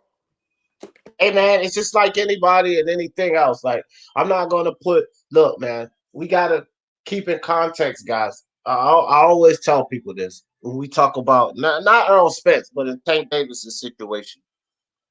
How much dumb shit did each and every one of us do in our 20s? So don't fucking expect these athletes or celebrities because they're in the fucking limelight on TV to be perfect. That's the persona that the media puts up. And fucking these paparazzi running around trying to dig any kind of dirt up on these celebrities they can. They put this fucking persona out like these people are supposed to be on a pedestal and supposed to be perfect. They're fucking people, man. And ain't nobody in here can say that they didn't make mistakes in their early 20s. I got locked up more times before I turned 26 years old. I was actually locked up more times than my age. When I used to joke with my friends about it. I was 25 and I had been locked up 26 times already. So I was locked up more times than my age. So we can't sit up here and act like we're holier than thou and we didn't make stupid mistakes when we were 23, 24. We made mistakes. So let's not sit on our fucking pedestal and have a chip on our shoulder as fans as if these guys can't make mistakes. They're gonna fucking make mistakes, fam. We all do at that age. And that's just the reality of life. Life is about experience. And it's all about if you take from your experiences and then you learn and you become a grown woman or a grown man. But don't act like these guys are going to live a perfect life when they're this age and they get millions of dollars thrown in their face. How many of you guys would have went ate shit and lost your fucking mind if you had millions of dollars thrown in your face at that age? Let's be reasonable about it. That's why I was drugs for so long, because I was chasing the money. But if I could have came into 10, 20 million, oh, fuck that. That probably would have ruined me at that age. And that's just the reality of it. These guys are kids, man. 20s in their early 20s and shit. They're young. Give them the chance to make the mistakes. Don't be overly critical because they're going to make mistakes. They're going to. Somebody in the chat said they can afford all these cars, but they can't fucking pay for Uber. What's wrong with these people? Again, they're kids. And whoever put that comment in there, how old are you? Are you 23? I bet you're not. I bet you're not. Yeah, so they're going to learn the hard way, some people, regardless of what we say. We were like that, D. There's no point going on like we were perfect. We were the same people. We would learn the hard fucking way. That's what I'm saying, bro. None of us, I mean, look, I'm not going to say none of us because, like, my brother, my oldest brother, this dude was damn near a saint. He never smoked herb. He never smoked cigarettes or Black and Miles. He's never taken drugs. He took an X pill once in his life, and he drinks socially, probably like 3 or 4 times a year. He's never been in trouble with the law. That's my brother. So I'm not gonna say nobody, but the majority of people fuck up when they're young. Because my mom got 4 boys, and I can say this: 1 out of 4 live that good life. So that gives you an odds just in my immediate family. Bro, we all fucked up. Like we make dumb mistakes when we're young. Like let's be reasonable about with these kids, man. They're in the limelight. We fans of theirs, and we say, "Yo, you're making a mistake. You're ruining your life." I have my nephew, nephew / cousin, and me and his dad, we grew up like brothers. But anyway, he was a shoo-in to make the NFL, fam. He fucked it all up over weed. I mean, he was a shoo-in. In the combines, he already had, when he was in the 10th grade and he went to combine, he already had league speed and league strength. He was squatting 480 pounds in the 10th grade. He was running low 4.4s in the 10th fucking grade. He had scouts from Texas A&M, Duke, all of these scouts coming to my Uncle Tyson shit for this kid. This is my uncle that was the boxer, so athletics run through his fucking genes, right? His son was phenomenal in football, right? And he blew it all over Herb. But he was 17. Not much trouble I got in for Herb when I was 17. So we can't be overly critical on these kids. Yeah, he had all of that in front of him and blew it over Earth. Now, all of these people out here that's overly critical, he's stupid. He could have made it. He blew it all over. Shut the fuck up. He was 17. No, I think DJ made a very good point there. He made a very good point for all the chat. If you get all this money and fame at an early age, it can fuck your life up. And I'm glad. I'm glad I made money after. I mean, I learned a lot. I'm not going to tell everybody how many times I went to jail like DJ, but I learned my lessons, and then I started valuing life and money. And now the money I have today, or the life I have, or the house I have, I appreciate it. I'm not an asshole. But if you give me this about 12 years ago, I would have been crazy. I think I would have been crazy too, D. Too much power too early. Right, bro. I'm telling you now, I'd have lost my mind. Like when I was out there in the streets and shit, say I would have hit the lotto or something, like hit Powerball or something. Man, I would not be the man that I am today.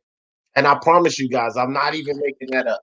If I would have came into that type of money back then when I was running around in the streets, I would not be the man that I am today. It took for me to go through the penitentiary, hold my son, to figure out that I don't want to live this life no more, running around, partying, taking drugs. Man, I took so many drugs, y'all, you wouldn't be surprised. Everything like heroin, like I never messed with that heroin, but you name it, I tried it. You know, the cocaine was good, isn't it? The cocaine in the clubs was the best. Sniff powder, cocaine, all of that shit, right? I used to have this little charm that I kept around my neck, right? But you could screw it off, and it would hold a 16th of crushed powder in there already. And I had this long fingernail, and I would screw it off during the day while I'm walking around, dip my fingernail, then dip it back. Like, you got that shit around my neck, fam. So if I would have came into that type of money at that age, I wouldn't be the same DJ. These mistakes, this is why I say life is about experiences. So we have to have these experiences to grow into the people we are. But don't sit here at 35 and 40 years old plus and then judge these kids as if you didn't do that shit. Like, let's be reasonable about it. No, that's true. I mean, you got to appreciate the foundation of the parents. And, you know, at the end of the day, some people didn't, you know, came into that fortunate situation, D. Like, you look at Teofimo Lopez, Bill Haney, how they ground their children, man. They're constantly on their kids, bro. And you don't see no bad videos of them being in the clubs and their cars like that, right? But yeah. But you get what I'm saying, right? Their foundation is important sometimes when you're young. It's very important. Let me ask you something, D. Did you have your dad? Was your dad in your age when you were young? Hold on. Before you ask me, let me give you a laugh from this comment Toby just put in chat.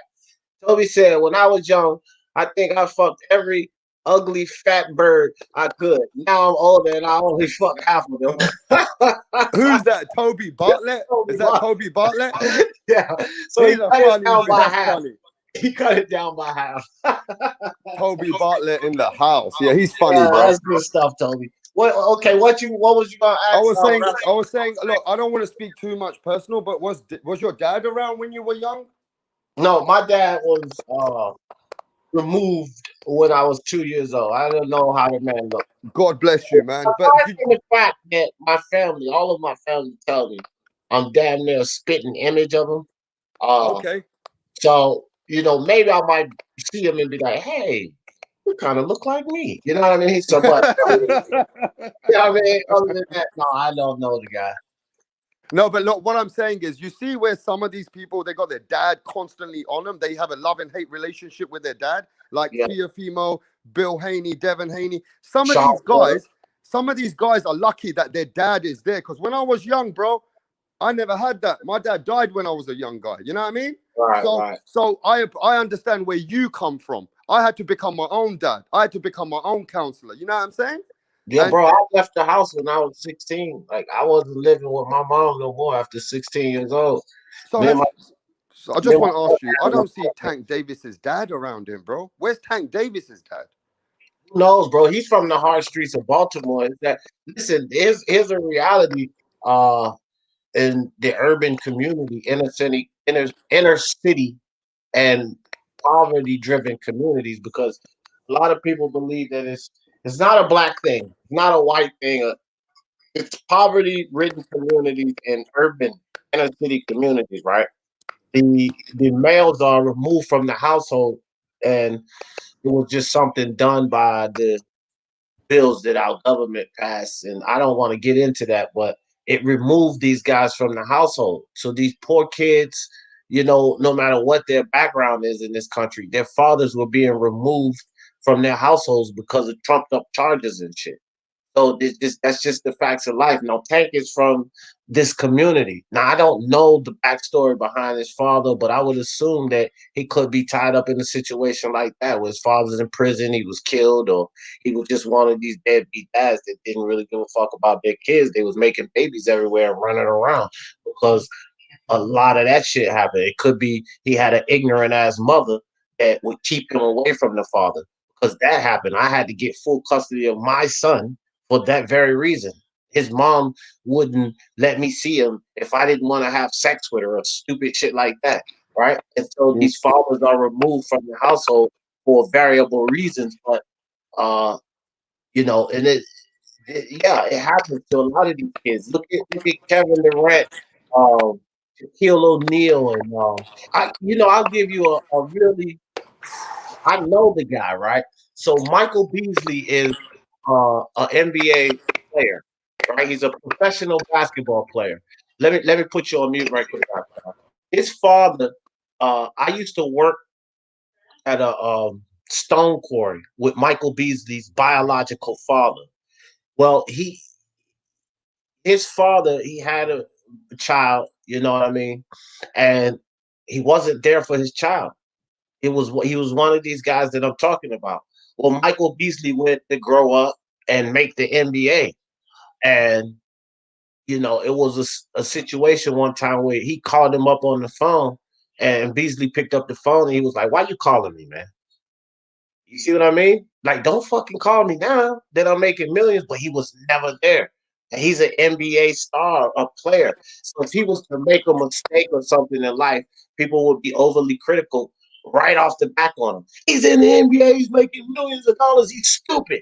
Not even realizing the backstory that he grew up without his father even being around. And I used to work with the guy. I didn't even know. I worked with the guy for years. And when Michael Beasley was drafted to Miami, was it the Bulls or Miami? I think it was the Bulls. When he was drafted, I'd never known that he was Michael Beasley's father until Michael Beasley got drafted. I never even knew it, fam. He never talked about him or none of that shit. And then when Michael Beasley got drafted, that's when he came out the woodwork. That's my son, right? Shit like what the fuck? That's your son?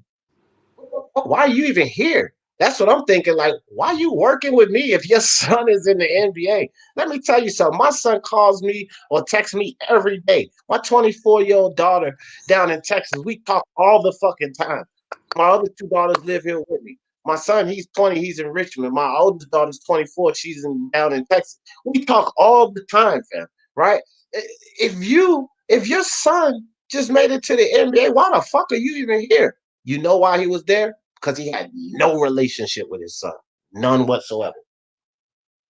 And there's so many people in that situation. And I like what you're talking about, because Punch is doing the same thing. I'll talk to him about it. A lot of fathers, we got to push for them to be around their children, man. I'm the same as you, D. I'm hands-on with my kids. I'm hands-on. And if they got any problem, they got to speak to me like a friend. Because you know why, D? I never had that, bruv. I never had that. So I don't want them to have what I want them to have what I didn't have. Does that make sense to you? Yeah, it makes perfect sense. I mean, we're in the same boat, man. And again, he just never was there. It never was there. I don't know the guy. You know, these are my kids here. This collage here. These are all my kids, and every one of them love dad, and they know dad loves the hell out of them. Like this is my world right here. All of these beautiful kids, and um, it's all about individuality, man.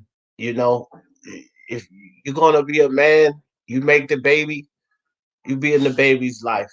You find a way to be in a baby's life. I was separated from my 22-year-old daughter for a while.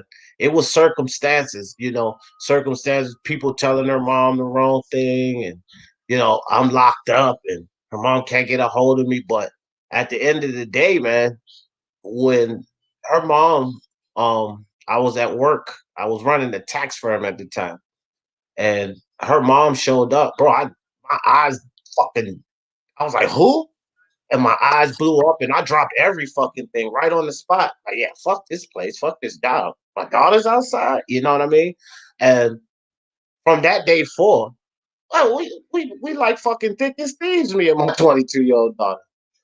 And people would think we more friends than if she didn't look as much like me. But I'm like, we like thick as thieves. Me and the oldest one down in Texas, we talk all the time. She tell me everything. Personal life, about a relationship, ask for advice. You gotta be a father to these kids, man. You can't just bring these kids in the world. Kids need both of their parents. I don't like the thing where they say, oh, they need their fathers. They need their fucking mothers too. They need both of their parents. You guys brought them in this world, so do everything you can. Slight from a guy like Rapstar's dad, who had an unfortunate event. Okay, he wasn't there, but the Almighty took him away. But if you're here walking around on this earth, then your priority should be your kids, and everything else should be secondary. Hey, that's beautiful, man. That's beautiful that you think like that. Because all these fathers out there on the chat, they're some of my friends. I'd just like to let you guys know one thing. Don't hold any emotional attachment or the past against your kids.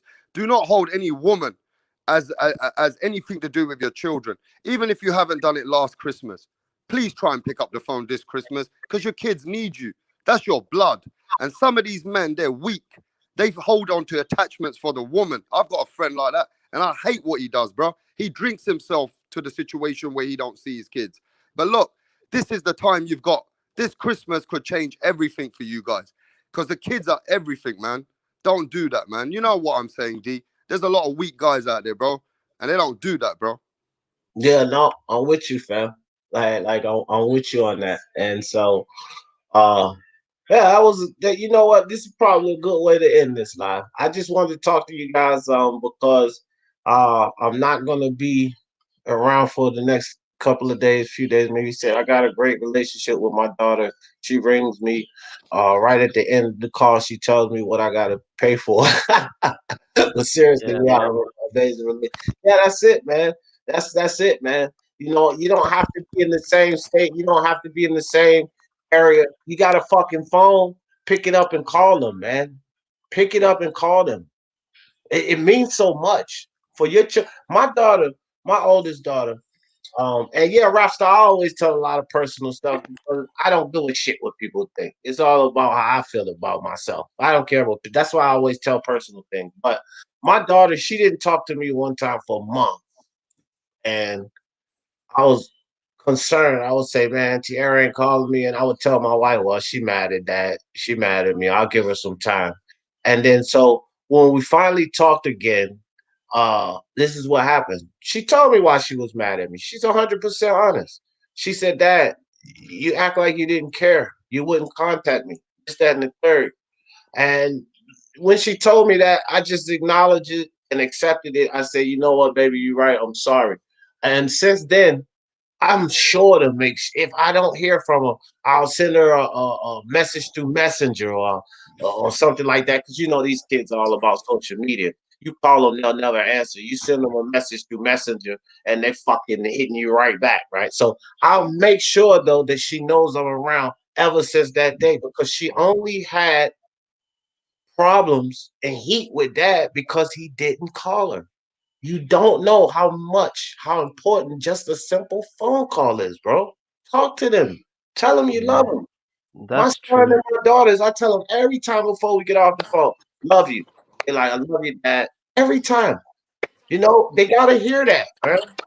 Yeah. It's never easy though having kids. Like, I've been divorced only for 16 months. I was married to a Sikh woman that I met when I was 14 years old. The only lady I'd ever been with, and I found out she was cheating on me.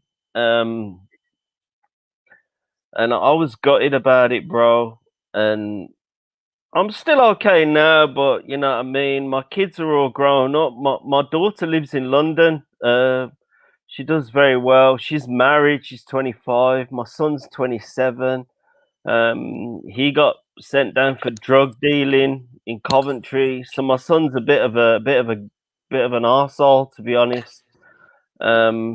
You have to basically, don't matter where you're from or what you do with your kids and that, you have to do the best thing that you can. So that's all I can say, bro. Hey, Phil, you know what they say? They say apple don't fall far from the tree, you asshole. So you're saying it's my fault, bro. You're saying it's my fault. If the son's an asshole, so is the dad. Nah, bro, I'm just fucking with you. Hey, man, give me some closing thoughts, Phil. Give me some closing thoughts. I'm getting ready to close it out. Give me some closing thoughts. Let's go on the closing thoughts. We're going to go on the Daniel Dubois against Joyce. What we're going to say on that? We're basically going to say it's a great fight. It is what it is in terms of what happened. The better man won. Let's go to the Mike Tyson Roy Jones fight. You know, entertaining. It was always going to be a draw. I tried to put a bet on. I couldn't get shit going down with there, bro. Let's go for all the fights that we've seen this weekend. We've seen a lot of like prospects like Shiraz. We've seen other fights, the Nate Robinson Jake Paul fight, which I thought was epic. I actually thought everything about the Triller fight was absolutely epic. We need to just like let's see what's gonna go on with the boxing now for next week. We've got some clowns coming up. Billy Joe against Martin Murray. Nobody wants to see that. We watched Jacobs Rosado. Rosado's a pimp. He's been in there with the best. He's got robbed by some morons. Even the GGG fight, Rosado, I personally thought was doing well until he got cut. So yeah, I just think boxing's in a very happy place at the moment, and I think I can feel the vibe. I can actually feel the happiness from everyone. So we need to keep that going, and I think everyone is really enjoying boxing at the moment. It's taken us all through our lives. So me, other people, we've all got our own lives, and we do what we do. And I actually think boxing's been a positive influence on us, and it needs to be said. I don't want to sound gay or anything, but it's having a positive effect on my life, and it's got me back doing stuff that I haven't done before. So yeah, sorry about that. Nah, it's all good. Appreciate you sliding through, Phil. You know, you're always welcome. Rap Star, give me some closing thoughts. This is my man, Rap Star Boxing UK. If you ain't been over there, get over there with my man, Rap Star. We're going to be doing some stuff in the future here, me and Rap Star, some collaboration. Oh, did you not know? We got to talk to you soon, D. Punch is looking maybe to do a 24-hour channel all over the world. So we want to talk to you about that, bro. Yeah, I'm gonna get up with y'all guys about that. But yeah, anyway, I just want to close the thought. Everybody, please, stay close to your loved ones. Let them know that you're there. Always when your children, even if they piss you off, it don't matter. They're your kids. They're your flesh and blood. And this Christmas, don't drink and drive. Listen to D. We made enough fuck ups. You see what Errol Spence happened to him. So let's just keep it good this Christmas. Let's enjoy our year. We haven't had the best year. But D, thanks for having Rapstar and his channel and for his subscribers and his viewers. We always appreciate you, D. Thanks for having us on. And we're going to be on in a couple hours. If you want to join us in Europe, I can send you a link. Yeah, I'll come through. Have you sent me your email? Have I got your email? Oh, yes, I have, because you emailed me a link once. You follow me on Twitter, don't you? Yeah. You emailed me once a link. Remember last week? Look, Rockstar, just copy the link, and when you go to the Twitter page, just drop it in the DM. You can do it like that too. Yeah, because I'm gonna send you the link privately, and then and then you can come on when you're ready. All right? That'll work. Hey, everybody in the chat, God bless everyone. D, you be safe, and I hope your hospital stuff goes really well for next week. All right, we're all with you, D. We're all praying for you to be much better and get better now. I appreciate that, Rapstar. I'm out. Tonight, fam. All right, bro. All right, guys. So here we go. The goddamn bookie special. It was a Vegas special. Mike Tyson and Roy Jones. More and more I think about it, they never wanted either one of these guys to pick so that they could clean house. They knew it was going to be a draw. Well, sorry for all you guys that bet the money. I said I won't bet in that fight. And now I think it was a mistake. I should have bet the draw. But with Joyce and Daniel Dubois, hey, man, I seen this one coming. You guys know I've been hollering about this. Daniel Dubois was going to lose to Joyce. 10th round stoppage. I got lucky on the exact round, but I was pretty sure Joyce was going to beat him up pretty good because kid was too green. Green as grass, as a matter of fact. And Frank Warren put him in a really dangerous situation. Like I said before the fight, and I'll say it again after the fight. What happened to Daniel Dubois? I blame Frank Warren. It was his fault because he should have brought this kid up the right way. And we got to assess and take value to all of these things with all of these boxes, intangibles, what's going on around them behind the scenes, who their promoters are. Before you decide to say he's going to win this fight, take all of that into account. And y'all know how I always end this thing. For the love of sports, let's talk about it. Peace.